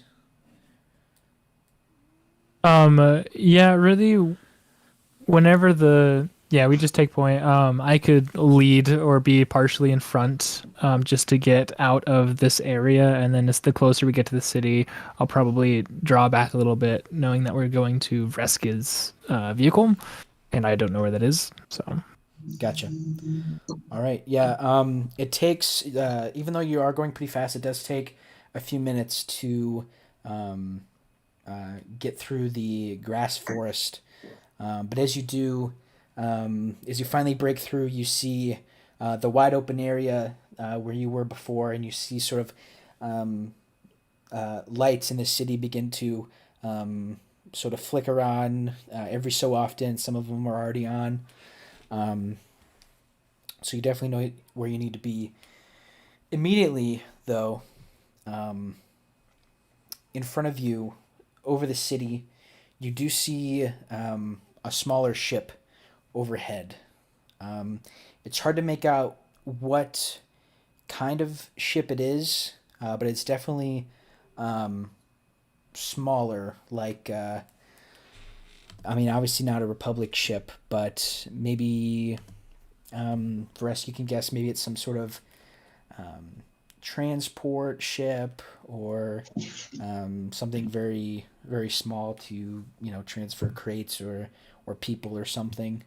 But it is Okay, kind of another. like a drop ship, like the more military version of what I'm flying. Right, right. You know.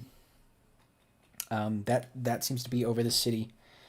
Um, and I would say TKU noticed this also with having sort of uh, you know I don't want to call it droid vision, but you're able to sort of see different mechanical things maybe a little bit at a farther distance than the others.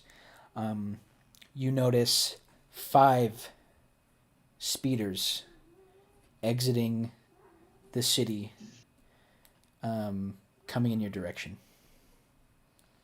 Yeah, I'd say it's like more so a form of like thermodynamics or something of that sort, where not necessarily seeing everything in color, but I'm seeing everything in a different type of infrared or whatnot, and seeing those coming our way. Is that what they're doing? They're coming our way. Yeah. Okay. Um,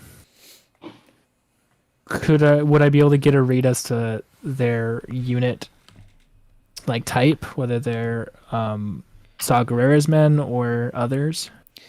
Yeah, do you want to give me a, let's see here.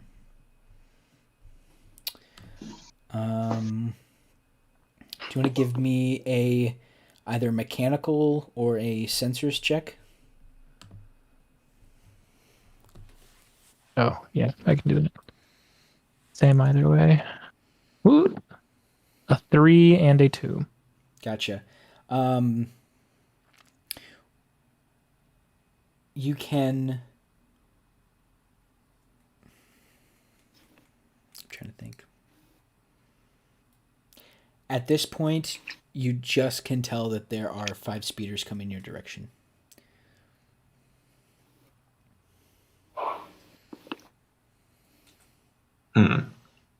I We assume should can round about. Vresk also see him because he can see like in slightly infrared as well. With being chest, they can see slightly infrared. So he could Yeah, if you want to give me a.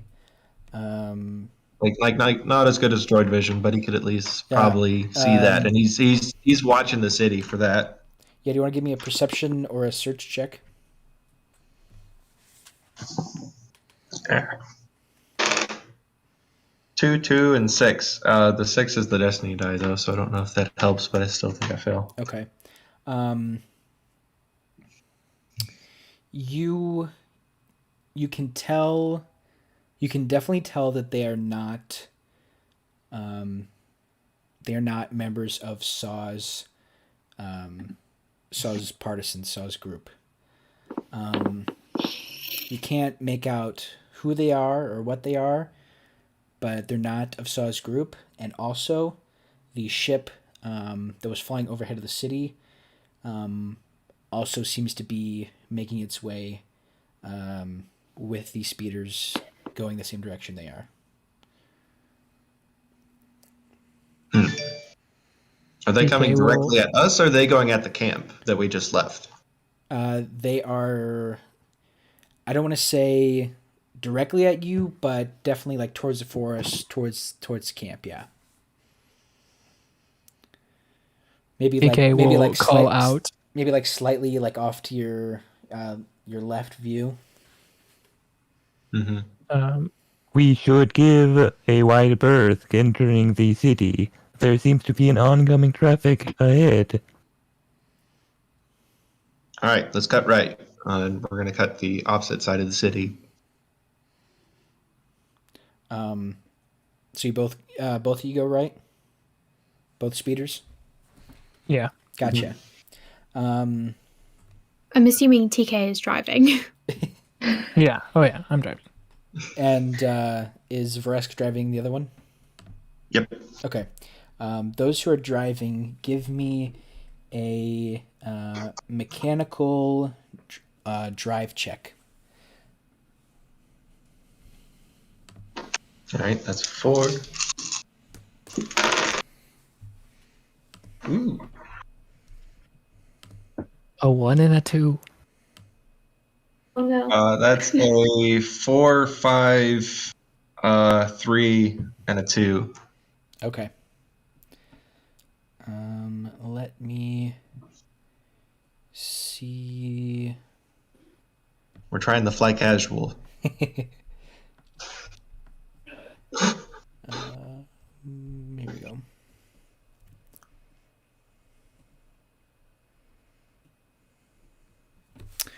All right, I'm gonna roll for the other drivers.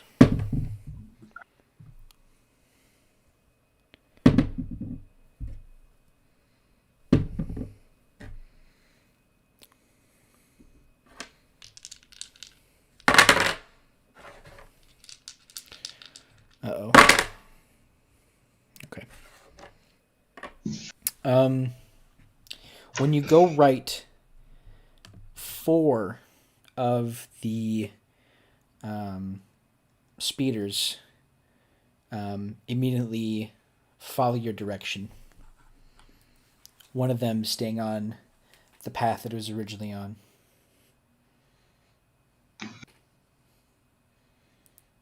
Well, causing that distraction already. And so are you...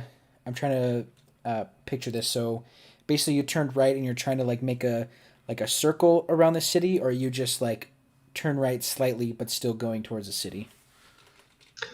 From our exploration of it, is there multiple entrances? Like, if we go around to the right, might we be more lucky closer to the ship, or would we be better off going right through them to Yeah, get to the there's ship as no... quickly as possible? In Aviruk, there's no like city walls really. It's all open, so it's just one big exit, one big entrance. Okay. Let's cut to the right then, closer to where we're going to go into the city for the ship. Okay, got it.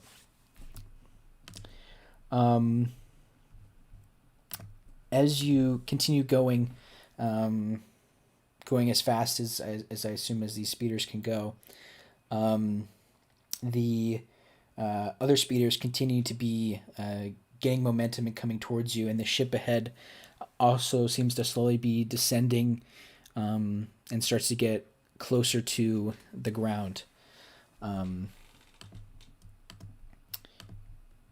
Now that you're in pretty good seeing distance, TK, you can definitely make out that it appears on the other speeders are all clones of some kind.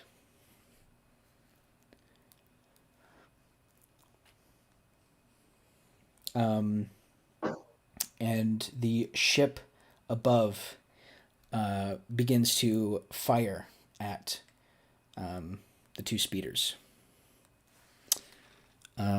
Give me... The 2 drivers, give me another drive check to try and evade the fire here. Ooh, yes. I got a And don't 6, forget- 5, 5, and 2.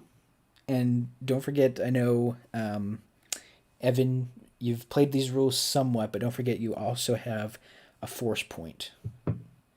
So you can use a force point to double the amount of dice you would normally use. So if you'd Right. like to re-roll, I will let you, but that is my one warning. When we regain a force point, it resets to 1 every session, right? Yep. Okay. Yeah, I feel like okay. Yeah, I'll use my force point for the session. Okay. And roll. So you I'm happy with mine. I think double the 3 amount of dice you successes. normally roll. Yep. And that's something you declare before you roll that Correct. you're using the force point normally. Okay. Well, that was better. 4, 5, 5, and a 1 on the destiny die. Gotcha. Sorry, Fresk, what did you get? I got a 6, 5, 5, and 2. Gotcha. Yeah, as the blasts start coming down, and they're just typical red laser cannons. Vresk, you're able to sort of go left and go right and dodge out of the way of these shots. TK, you are also, but one of the last shots that you dodge, something appears to be malfunctioning on the speeder, and it begins to not like fastly slow down, but it's beginning to slightly lose its momentum here. As you can see, the Varesk and Aleshe's speeder starts to slowly go just a little bit faster than yours. I'm gonna call back to Nim. What is your knowledge on mechanical repair? Depends. By my quick calculations, I recommend you take the wheel, as they say. And like I take one arm and grab her by the shoulder and attempt to like pull her and maneuver in front of me or like on my lap while I try and scoot behind, like basically switch seats in the most awkward way possible. Love it. It's the most awkward shift, like seat change. Just The drivers on the ship are like, "What's going on down there?"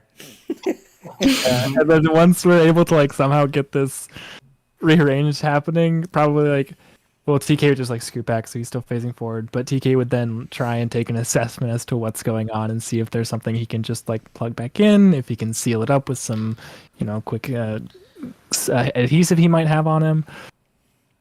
Yeah, it. We'll get to that in a second. And also, I didn't mention this before, but this might be important. The speeders do have weapons on them. They do have blaster weapons on the front of them. they're only forward facing, aren't they? Yes, they only forward facing. So just to be heads up with that's probably pretty important. I should mention. As you're taking care of that, the other speeders are beginning to be in range, and they are beginning to take fire. So let's take this time to roll initiative. Okay. In initiative. Which one is that? Yeah, I believe I have to double check because it's been a little bit, but I believe it's just perception here. Just a perception check. And Destiny die doesn't matter for this one, right? Let's see. Oh, hold on. It says you can use dexterity when prepared or perception when ambushed. So I would say you guys are pretty prepared for this. So if you wanted to use dexterity, you can do that if that's yeah. So let's use Are you dexterity. saying that like there's a choice between perception? No, or I am making the decision. It is dexterity. Okay. Sorry. I'll be more clear. And then does Destiny die matter on initiative rolls? Yes, it does.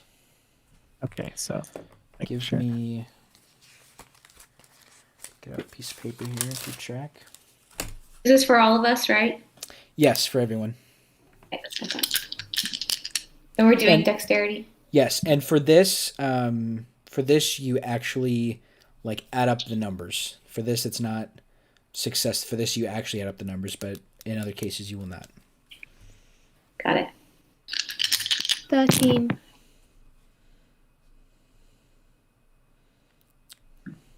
TK got 8. 8. 14 for me. Vresk, 14. 16 for Aleshe. Nice. You said 16? 1-6? Got it. Yes. All right. Let me quickly roll for our clone troopers here. Our best friend clone troopers here.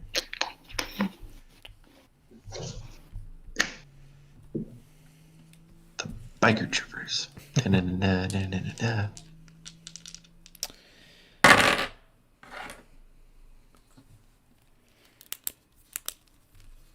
This is hard because I have like 3 things I want to do and I have no idea which one's actually helpful and which ones are possible. I really don't know what to do. Like, Because I really want to ramp off something and try and shoot down the ship. oh, that would be fun. Because that would be fun. But that's also like if I miss and if I have anything to jump off of. And a lot of things have to happen for that. The other option is turning around and going breakneck speed and jousting the guys off that and using you on the back with your swords to, decapitate them at full speed. Because that sounds awesome. All right. And the other option is to just charge into the town and get where they can't shoot at us. Oh my. Oh, those are. I have no idea which one I'm gonna do. Let me double check. Make sure I did that.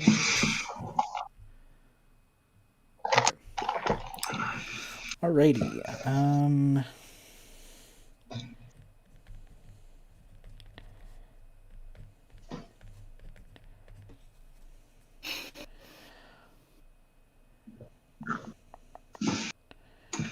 All right. Let me have Aleshe.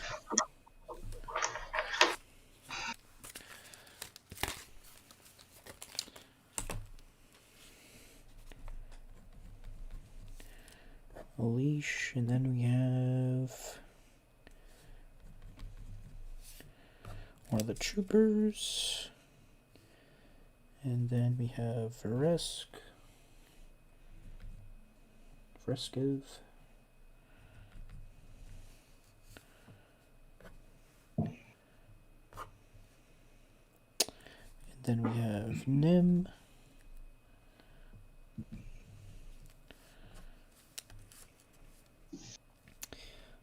And then we have TK, and a trooper. Oh, TK's not last. Whew. Nope, that's not last. I was sorry. Okay. First up is Aleshe. Okay. You said that they're coming up behind us? No, they're... Oh, I'm sorry. They're still in front of us, right? Yeah, so you guys took sort of a right turn, so they're kind of coming more like diagonal at you now from the Okay. left. Just taking out my blaster that I didn't turn over to Saw. Is that an action? Would that be an action? No, getting out your blaster, I don't think that would count as an action, so I think you're good. Okay, so I'm only going to do one action, and I'm going to take my blaster out, aim to my left at the closest speeder, and I aim for the clone troopers. I don't know how speeders are, but like I aim towards the speeder to like try to like break the speeder down. But I don't know what I would be aiming towards for that. Okay, so you're more trying The to hit... engine. Okay, so you're more trying to hit the speeder, like Yes, some and- part of the speeder rather than the actual trooper? Yes. Okay, Yes. got it. Okay. Yeah, go ahead and is that going to be your only action? Yeah, just one action. Okay, perfect. Yeah, go ahead and give me just a straight blaster check. 6, 2, 2, 4. Gotcha. Let me double check the stats on the speeders. There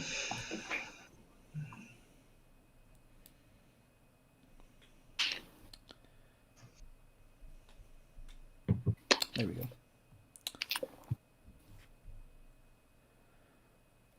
That is a hit. Do you want to? What's the damage going to be on that? So it'll be however many hits you had, and then the weapon should have hits plus whatever, and that'll be your damage. So it's hits plus 3. Okay, so you had 2 hits, so that's 5 damage.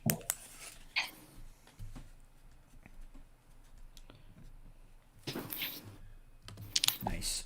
Yeah, you take a couple shots with your blaster. A couple of them miss, but a couple of them do hit, and you see. Ow! I just hit myself with a pen.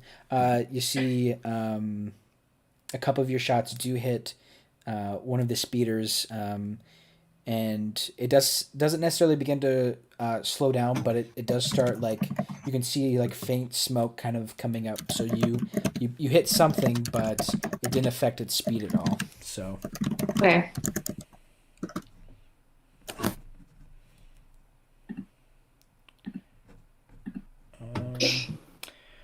All right, next, one of the troopers is going to attempt to fire. It will fire at TK and Nim's speeder, using the speeder's weapons.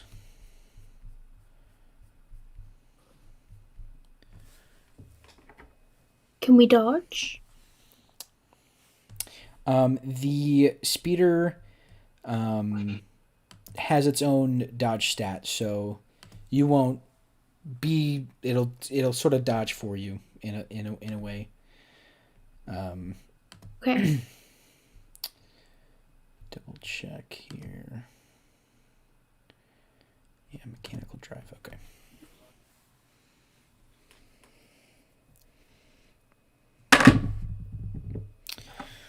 All right, 2 hits.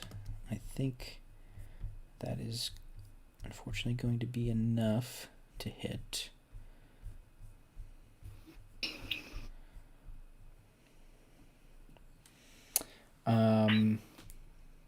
Yes, that does hit. And it will take. Your speeder will take 3 damage, and it has an HP of 10, so not necessarily in trouble.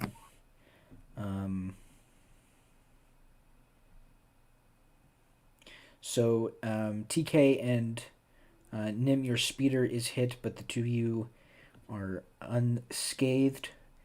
In TK, it looks like while you're checking out sort of what was wrong earlier, it seems like the hit, the armor or the small armor that is on there kind of did its job, so it doesn't look like anything super integral was hit, but it did take some quote unquote damage. So there's that. Vreskev, your turn. I'm going to, seeing as they're shooting at my friends, I'm going to turn left and just charge at the ones coming, just letting them have it with the speeder's weapons. If I can aim at the one that Aleshe already hit. Yeah. So the only problem with that is that you guys are sort of going at a right angle, and the other ones are sort of coming at you from the side. So you would have to like turn the speeder in their direction to actually, if you wanted to actually fire at them, just because they're coming at you from an opposite direction, because the speeder's weapons only just face one way and they only face forward. So yeah, I'm good with that. Okay. Kind of charging them, kind of taking the heat off And plus, the big plow in the front probably can take a bit more hits than the side can, and being close with them might throw off their ship. So Gotcha. Yeah, if you're gonna, is that all you're gonna do? Is just fire with those speeder weapons? yeah. I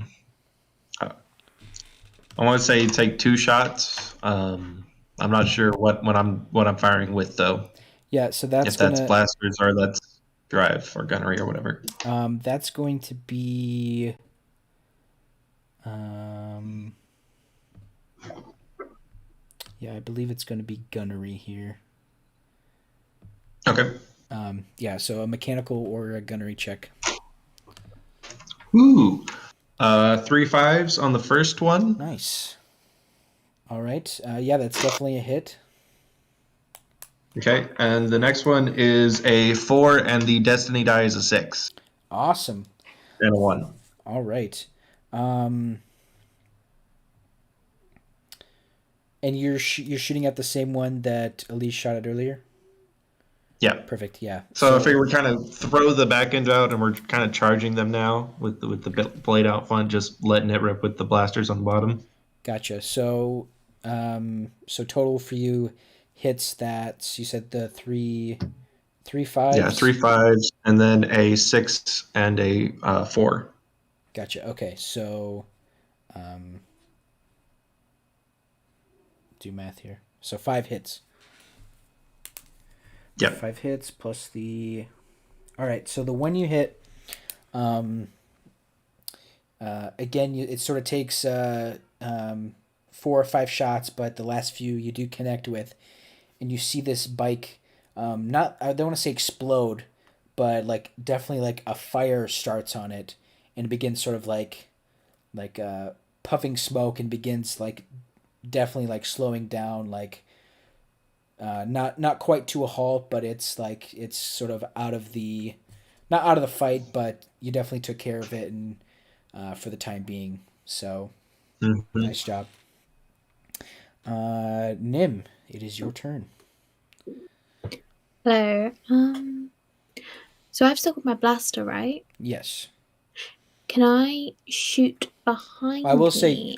say you are driving, remember. Yeah. Do you think that I'm driving slow enough and in a wide open space enough that I can shoot behind me and just quickly pow you drive? Yeah, as long as I think if you let TK know, so you don't hit him. I think. TK is like leaning down already, gotcha, looking at yeah. the. Yeah. You can fire over TK. That's fine. Is that what you want to do?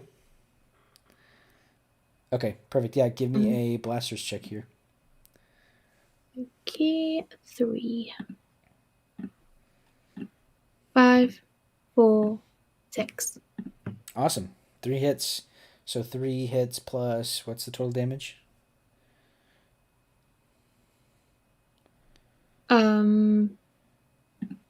How do I roll damage again? It should be listed on the weapon. Hits.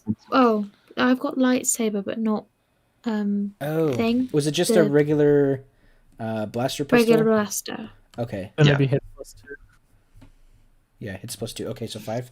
And are you aiming more at the trooper or the bike? The bike. Okay, got it. Yeah, you fire at this bike, and you get a couple good shots at it, and again, similar to the other one at the beginning. It didn't look like you hit anything integral, but it definitely begins to sort of smoke. Yeah. Cool. Cool. Yeah, that's my go over. All right, that's your turn. Mhm. Okay, perfect. Next is TK.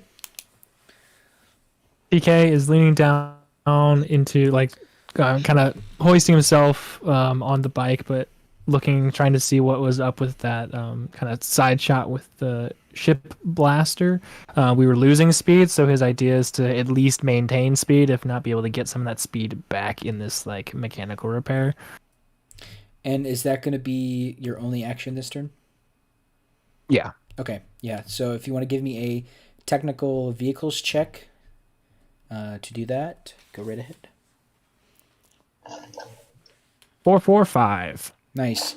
Yeah, you immediately see the problem. There does seem to be some sort of, some kind of liquid, hydraulic fluid, something that's integral to keeping the speeder going at a high rate of speed.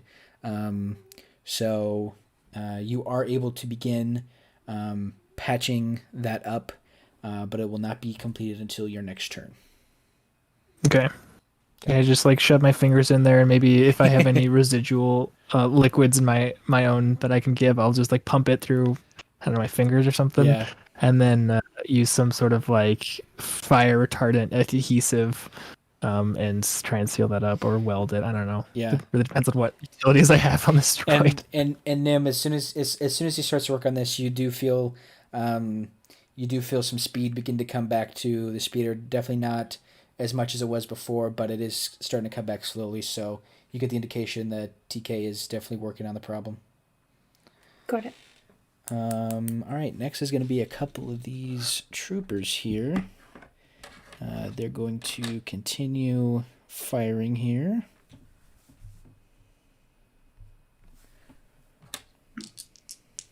Oh, wrong dice. Oh boy. Well, the first guy rolled some snake eyes, so he definitely does not hit. And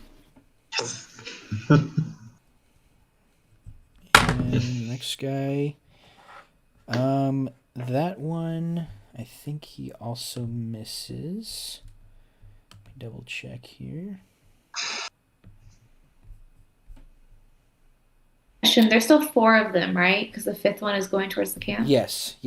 Okay. The second one also missed. And that was that one.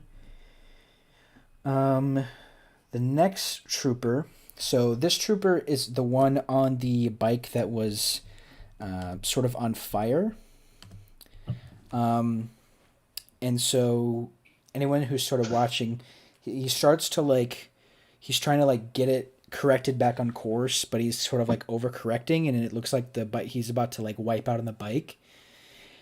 But then at the last second, all of a sudden you see what appears to be a jetpack trooper fly up from this speeder bike. And as he flies up, the bike explodes. And he flies over the explosion. What? They fly now. They fly now? Casey's like, what is this? Mm-hmm. And then I'm just the game master going.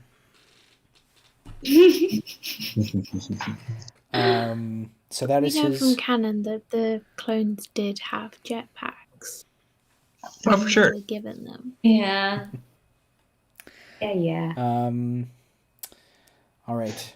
Been waiting for this moment for a while. The next person's turn is, we're not skipping Aleshe, but a foe that we have not seen yet rolled fairly well in his initiative, and he is now going to come into the fight. But the ship above is sort of trying to keep pace with the speeders up above, and it is a, let me think of the name of it here.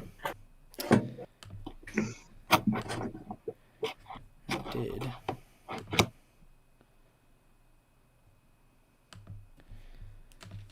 Let me see.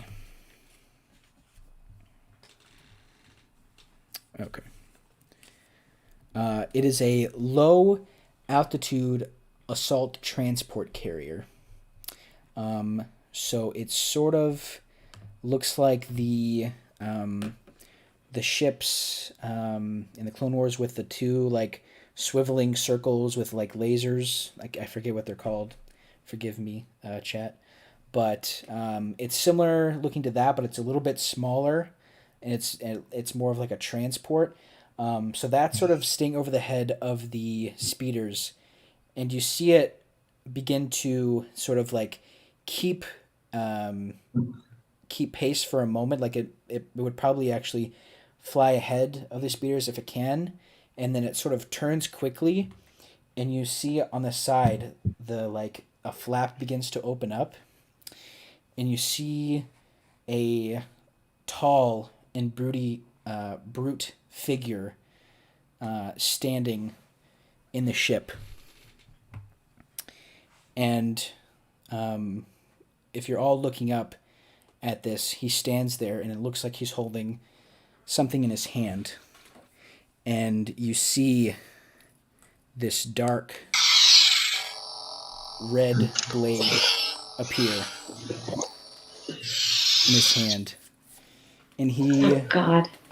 jumps down from the ship, and he lands on the back of one of these speeder bikes with a clone. And you see his red lightsaber skidding across the grass in this open area. Aleshe, it is your turn.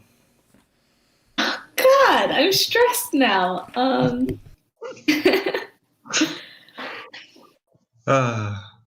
So Aleshe sees this and she's thinking like, oh crap, like this is not good.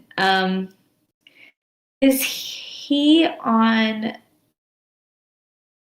like which is he like farther away? Is he like on one of the last speeders or closer to Vreskev, Aleshe? Oh, I can't hear you. My Did bad, my I was thing muted. go out? Nope, I was muted, Oh, sorry. okay.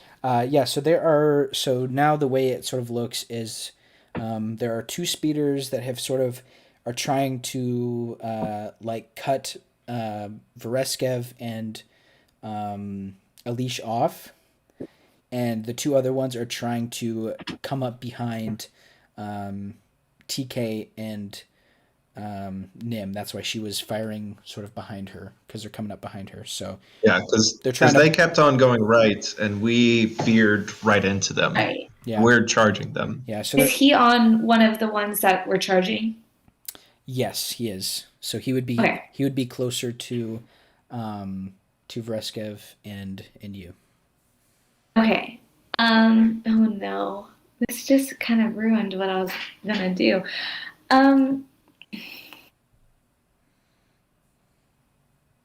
It's okay. We- Wes has no idea what to do. I know, like what do I do with that information? Hold on for a very dumb ride, because Resk has no idea about Jedi and lightsabers and stuff like that. Aleshe does. I, as like the player, I don't know. Like my Viper blade won't do anything against a lightsaber. Right, well, Run away. they can make full contact with the lightsaber. They have that's why they use vibroblades. So it can get in go in contact with the lightsaber? Yeah. If it does? Oh, okay, great, perfect. Okay, so I don't know if this is two actions or one, but I want Aleshe to climb up onto the back of the speeder, so she's standing up. Okay. Or at least, Yeah. squatting, but Yeah. I don't know if that's an action. Yeah, we could say that's part of your move action. Great. Okay, and then so Jump she. off the speeder. Wait, what? Please don't jump off the speeder if that's what I think you're about to do. No, I'm not.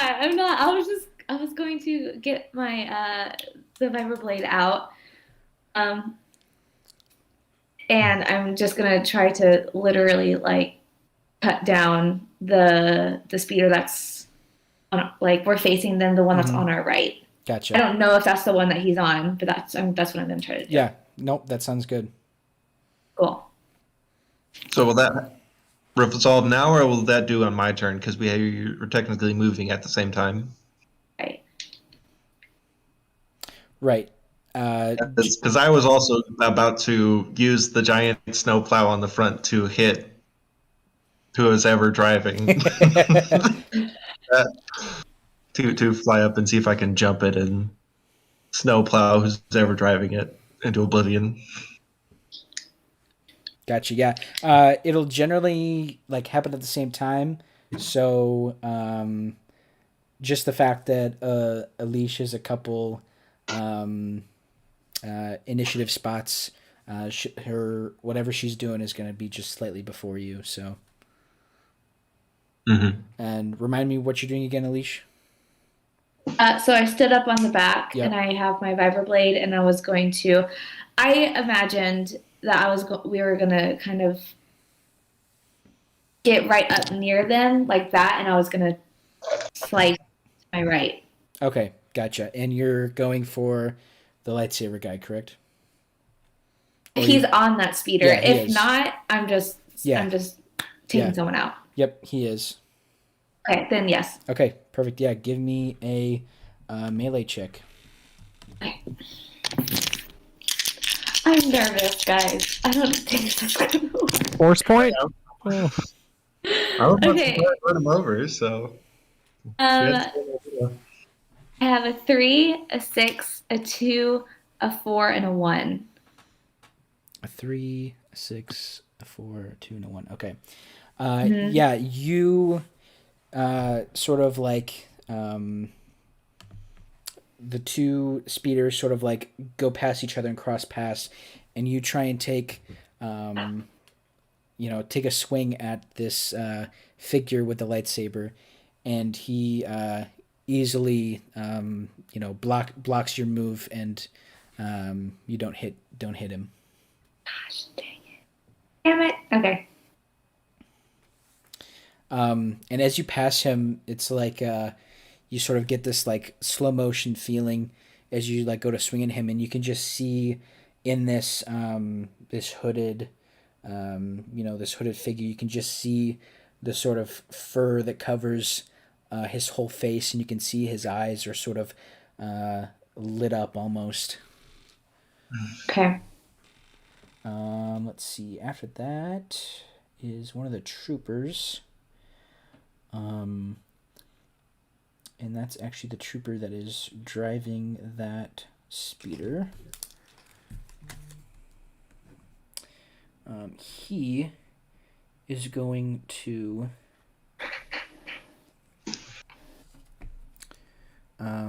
the figure on the back is going to yell at him. Those of you probably wouldn't be able to hear him, but the driver, the trooper that is driving that speeder, he's going to do a complete 180, and he is now going to be speeding up, coming up behind the two of you now. Okay. And that's going to be his only thing he does this turn, so he's not going to fire anything. But that brings us to Vreskev. All right. So she had the same exact plan I did. I'm going to attempt to kind of like ramp up the speeder and go right over the speeder and knock the guy who's driving the second one off of it with the snowplow. Okay. Yeah, do you want to just give me another drive check? Is that going to be your only action this turn? Yeah. Okay, got it. Yeah, go ahead.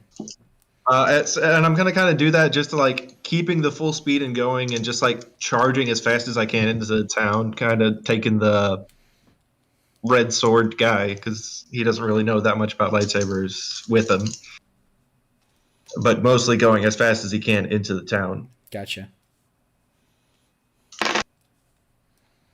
Yes. All right, so that's a 6, 6, 4, and a 2, and the destiny is one of the 6s. Okay. So I had this in my head if you were to get a 6 on the Destiny dice. As you're driving, you're trying to like either, whether you hit the guy or hit the bike, As long as you just hit him, that's kind of what you're going for, correct? Yeah. Yeah. So as you're driving, you maybe you don't like this wasn't like this wasn't intentional, but you happen to just at the perfect time hit this like hill or this rock cropping, and so the speeder takes that into consideration, and it does not necessarily like jump, but goes up over this rock or this hill, and at the perfect moment you literally like take this guy with the speeder off of his speeder and just like blare into him, and he just goes flying off. Yeah. And you got him. You straight up took him out. So Hmm. He's having a very bad day if he's not dead. nice.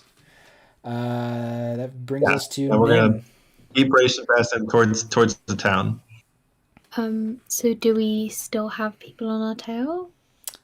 Yes, there are still two bikes behind you, and the bike with the figure with the lightsaber is racing behind Vreskev and Aleshe. I want to try and do the same thing I did last time, but I'm going to try and aim for the one with the lightsaber on, because if I can hit him, I probably can't hit him, but I can hit the bike. Okay. And are you using the speeder's weapons, or are you using your blaster? Blaster. Okay, gotcha. Yeah, go. Because they're not in front of me. They're kind of in front of you, because remember you guys sort of had a problem with your speeder, so you were sort of back behind them. So you So could. if he falls off, he's gonna be falling in front of me. Right. So you could use the speeder's weapons if you wanted to. Okay, I'll use the speeder's weapons. Okay. But if I do that, is there a chance that I can hit the others? No, I don't think so. I think you'll be okay. Okay. So that is going to be a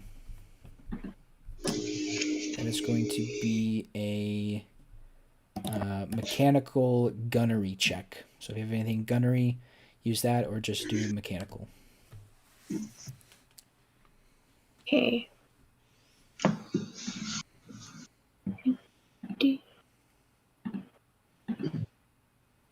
Got a 2 and a 1.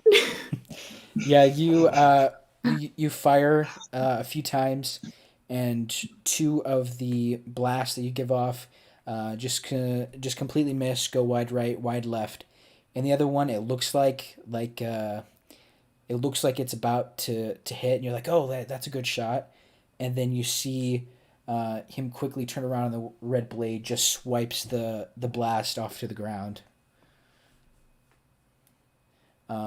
And as you're looking and you see this, it's a fairly far distance away. I mean, you can clearly make him out, but it's almost as if you and him have this like immediate eye contact, and you definitely feel his presence in the Force begin to sort of wear down on you. Got it. Next is TK. I know we're gonna be just about done here, so. It's fine. Next is status TK. of the bike. Yeah, it is. As soon as your turn started, Nim, you have full speed back. Whatever TK did, plugged the hole, patched the scratch, whatever he did, it worked. Looking forward, I now sit upright and see the battle happening ahead, and Vresk, they flew past and are headed directly to the city, right? Yep. Okay. Mhm. I will call. I'll probably just suggest Nim or Aleshe? well, not they're ahead. I'm Oh, probably be to Nim. Just, how many bikes are ahead of us is the first question. yeah. So Is there you, two? One, right? yeah. There's the one bike ahead of you. Then there's the two behind TK and Nim, and then we still have that jetpack trooper up above. That's right. I don't really have anything. Yeah, I really can't do a whole lot. So I would actually, I know it. I'll get up, right? I'll see what's going on and get an assessment of the situation, and I'll call out to Nim and say, Repairs have been completed. If you would like, I can take the controls over this time. and suggest a switch to where I'm driving again, and she's in the back. It's not as awkward as the first time we switched.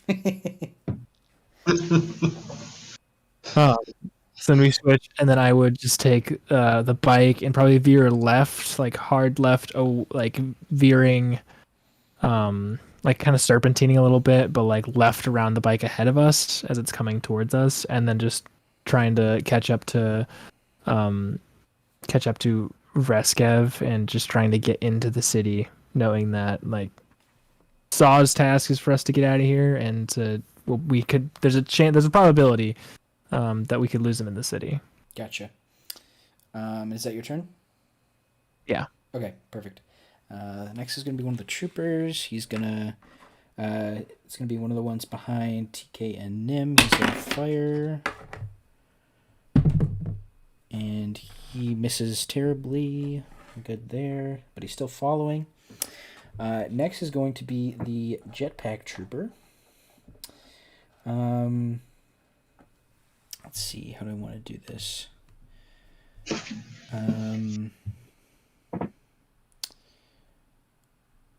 So I think he's going to do a drive check to maneuver his jetpack how he wants. So we'll see how that goes first of all.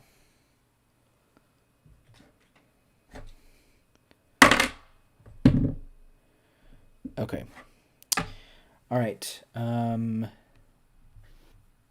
You see, Vreskev and Aleshe, you see this jetpack trooper sort of taking a beeline directly towards you, and it looks like he is about to, like, it almost looks like he's like trying to, he's about to like ram one of you off the bike. But he hasn't quite got there yet. But it looks like that's what he's attempting to do. He's definitely like coming down and trying to like make a beeline towards you guys on your speeder. So just be aware of that.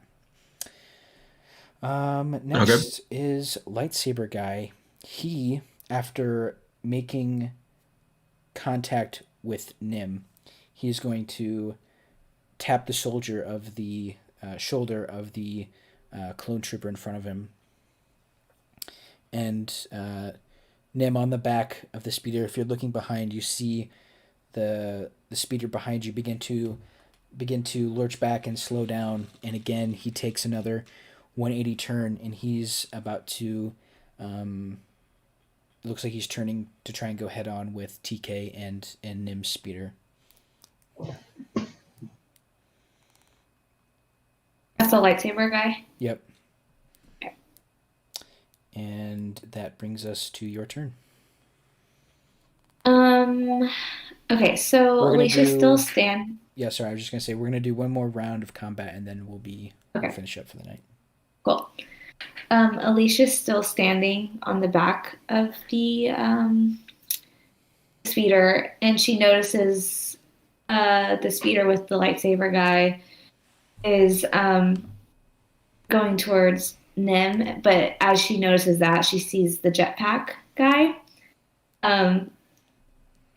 And so she She's just switching all sorts of weapons. She's putting her vibra blade down and pulling back out her blaster, and she fires some shots at the jetpack trooper. Okay, with your blaster? With my blaster, yes. Gotcha. Yeah, and then is that your only action? Yes. Okay, you're just attacking the once? Yeah. Okay, yeah, go for it. Give me a blaster's check. Okay. 6, 4, 3, and 2, but the 6 is my destiny. Awesome. Yeah, that's a hit. Yeah. What's the damage on that? It's hits plus 3. Hits plus 3. So that's going to be... Help me out with the math. So how many hits you had? Plus 3? What's that going to be? Is the hits 4 and up? Yep, hits are 4 and up. Yep. So 2 plus 3, so 5. Okay, 5. Gotcha. And you said you got a 6 in the destiny? Cool. What would you... I will let you decide, but what would you like to do with that, with that destiny dice? What advantageous thing would you like to happen when you fire upon this jetpack trooper?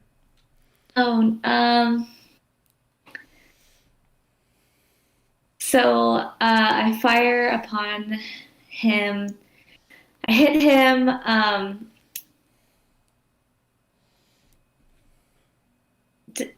Does it hit him and the jetpack, or just him? Your shots just hit him, but well, He's not controlling. Do you think with the destiny dice, would you want one of those shots to hit his jetpack? Yeah. Okay. Yeah. I think one of the shots will hit his jetpack. Okay. And so he goes like spiraling. Okay. And ideally, but I don't know if the destiny dice would cover just the jetpack hit. Yeah, so or this as well. What I'll do is I'll reduce the damage dealt to him by a little bit. Okay. And you did some damage to the jetpack, and you see like there's 2 like thrusters, and you see you hit one of the thrusters, and it begins to sort of like the fire begins to pop, and he starts like kind of like going a little bit out of control. And let's do a check for him. He's gonna do a check to see if he can sort of stay afloat here. And on a 1, he flies into the lightsaber guy and explodes. And then See, I was like, I hope he flies into another trooper. Okay, so I rolled. He rolled a 1 on his regular dice and a 6 on his destiny dice. So no. what's gonna happen? So it doesn't explode. So his jet. us, and then he... After the few fiery puffs from his jetpack, it just completely like gives out and goes out, and he begins to like free fall. But as he falls, he just barely in the nick of time grabs on to the back of your speeder. So you have this jetpack trooper like clinging on to the back of your speeder, trying to hang on. Okay. On his toes. Right? Okay. If that's the rest of your turn, the next person is one of the troopers. That is the one driving the speeder towards Nim and TK. He's going to take a shot with the speeder. It's not looking good. Yeah, he fires a few shots. And TK, if you're the one driving now, you're one of the shots looks like it was about to hit, but you're able to take left or take right and dodge out of the way of that. And that is his turn. And next we have Vreskev. Okay, so how far back are TK and Nim? They are without like doing like distance, I'd say they're like if you look on the handbook or whatever, there's like short range, medium range, long range. They would be about like medium range. So in I think the best way to explain this, like if your speeder was able to just like stop on a dime, it would take them a complete turn to catch up with you. So they're kind of far behind you, but kind of not. Okay. Um. I really want to turn around and help, but I also feel like we really need to get to the ship.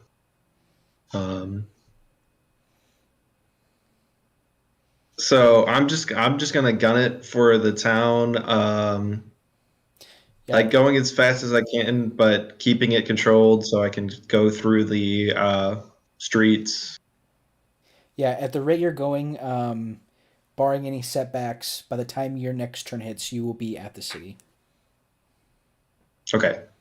Um, I don't know if I can like take evasive maneuvers or try and like shake off the guy in the back while still going fast, but Do you want to give me I don't. a just a straight drive check, and we can see what happens? Maybe get a 6 from the destiny dice and get lucky. I got a 6, 4, 3, and a 1. So not, and the destiny dice was the 3. So Okay. I don't think I automatically shake him off, but I'm at least driving fancy. Yeah, you as you're driving, it is getting quite dark. I'd say the sun is just about set now.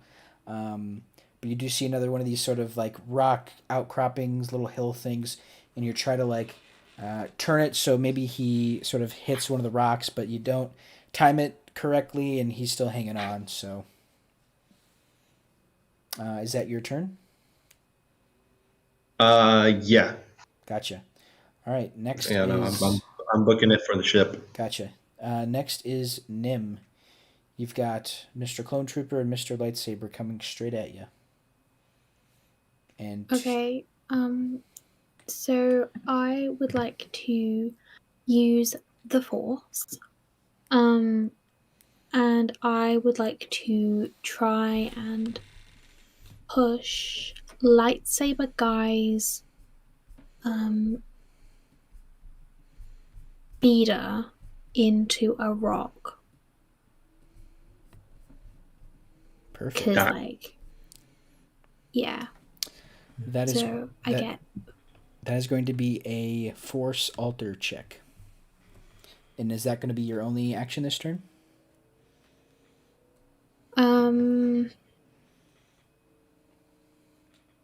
Well, I have to let it look like I'm doing something as well. So at the same time, so I will be doing it. I will be doing that, but I'll also be like haphazard. I'm not really aiming. I'm just shooting. So like using the So- Force in one hand and shooting in the other. Yeah, but I'm not really aiming when I'm shooting. It's just Right. like in the general direction. Okay, gotcha. Yeah. Then yeah, you don't have to subtract any dice or anything. You can just roll what you normally would. Yeah. 6 and 6. Oh, nice. Oh, 2 6s? Awesome. Yeah, so describe what this looks like when you use the Force to cause this speeder to sort of fly towards this rock here. What's that look like? So so as we're coming up on the path, there's like a rock that's gonna be here, and like it's pretty easy to like swerve around. But right here, right now, it does just look like the guy he just gets a bit too close, and then the entire half of the speeder is just gone, and then it just goes. Gotcha.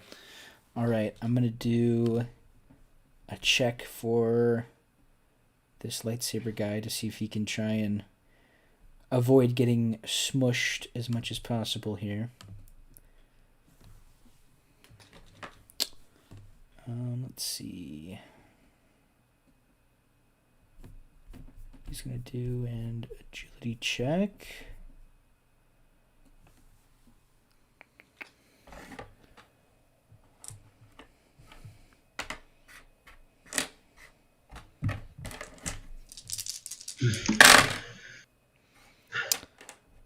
Okay, yeah.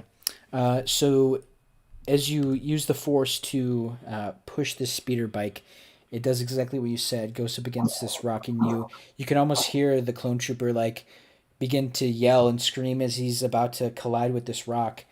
And you see this figure with the lightsaber do a full on front flip as the speeder bike behind him slams into the rock and explodes, taking out the trooper. But he does a front flip, and evades getting hurt, and he'll do a similar superhero landing on top of this rock. And as you fly past him, zoom past him, he just like at this point, like he's like his eyes are dead set on you, and he just like follows you as you pass him. And as you go past him, and he continues staring, he's going to turn quickly to one of the bikes that was behind you, and he's going to do a run, and he's going to try and jump on the back of this other bike.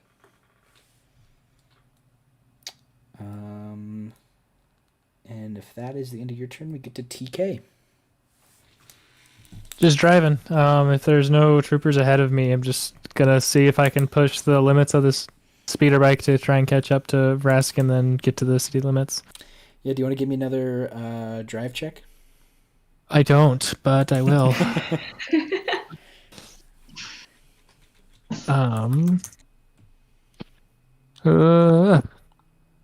It's a 6 and a 3.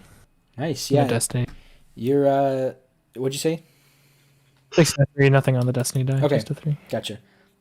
Yeah, you're able to do that. You might even be able to make up a bit of ground and close the distance on Vreskev and Aleshe, going from medium distance to short distance. So you're pretty close to them now. Next is one of the troopers. He's going to. This is the one behind. One of the last ones behind Nim and TK. He's going to turn and make a beeline towards Lightsaber Dude. And Lightsaber Dude is going to do kind of what he did. He's going to jump on the back, and they're going to continue coming towards you guys. And lastly, that brings us to good old Jetpack guy. He is going. He's committed to trying. He's gonna hold on with one hand, and he is going to pull a blaster pistol from his side, and he's just straight up going to like try and pretty much fire like almost point blank. I will give Aleshe. I will give you a chance to.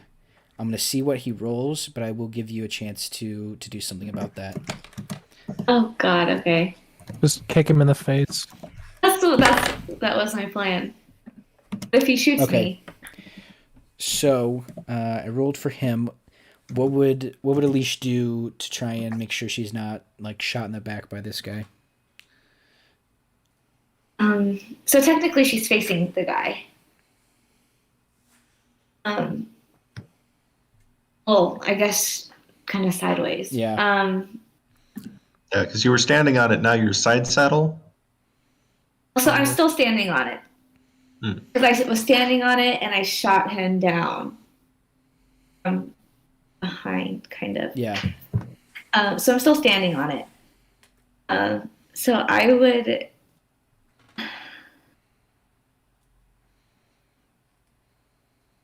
I can't really dodge it because then I would just be off of the speeder.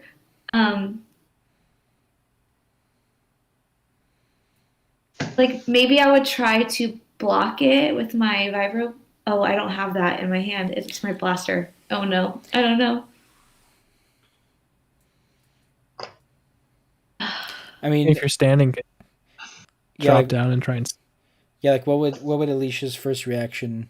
Like this guy's hanging on, and all of a sudden he brings out a blaster pistol. What would her first reaction? I mean, be? she would literally, like kick him in the face, Okay. try to get him off. Yeah. Do you want to give me a brawl check? Yes. What is that? Oh no. Okay. Destiny dice. Oh God. Oh wait. I hate it when it does that. I have a force. What are the force points again? You double the amount of dice you use. I'm doing that. So I have 2 normally, so I'm going to be doing 4. Go Yeah. for it. Let's do it. Literally probably last roll the game at the session. Do it. 4, 5, 1, and 2. So not the best, but All right. Here's what happens. So you rolled 2 successes. He also rolled 2 successes. So what we'll say is we'll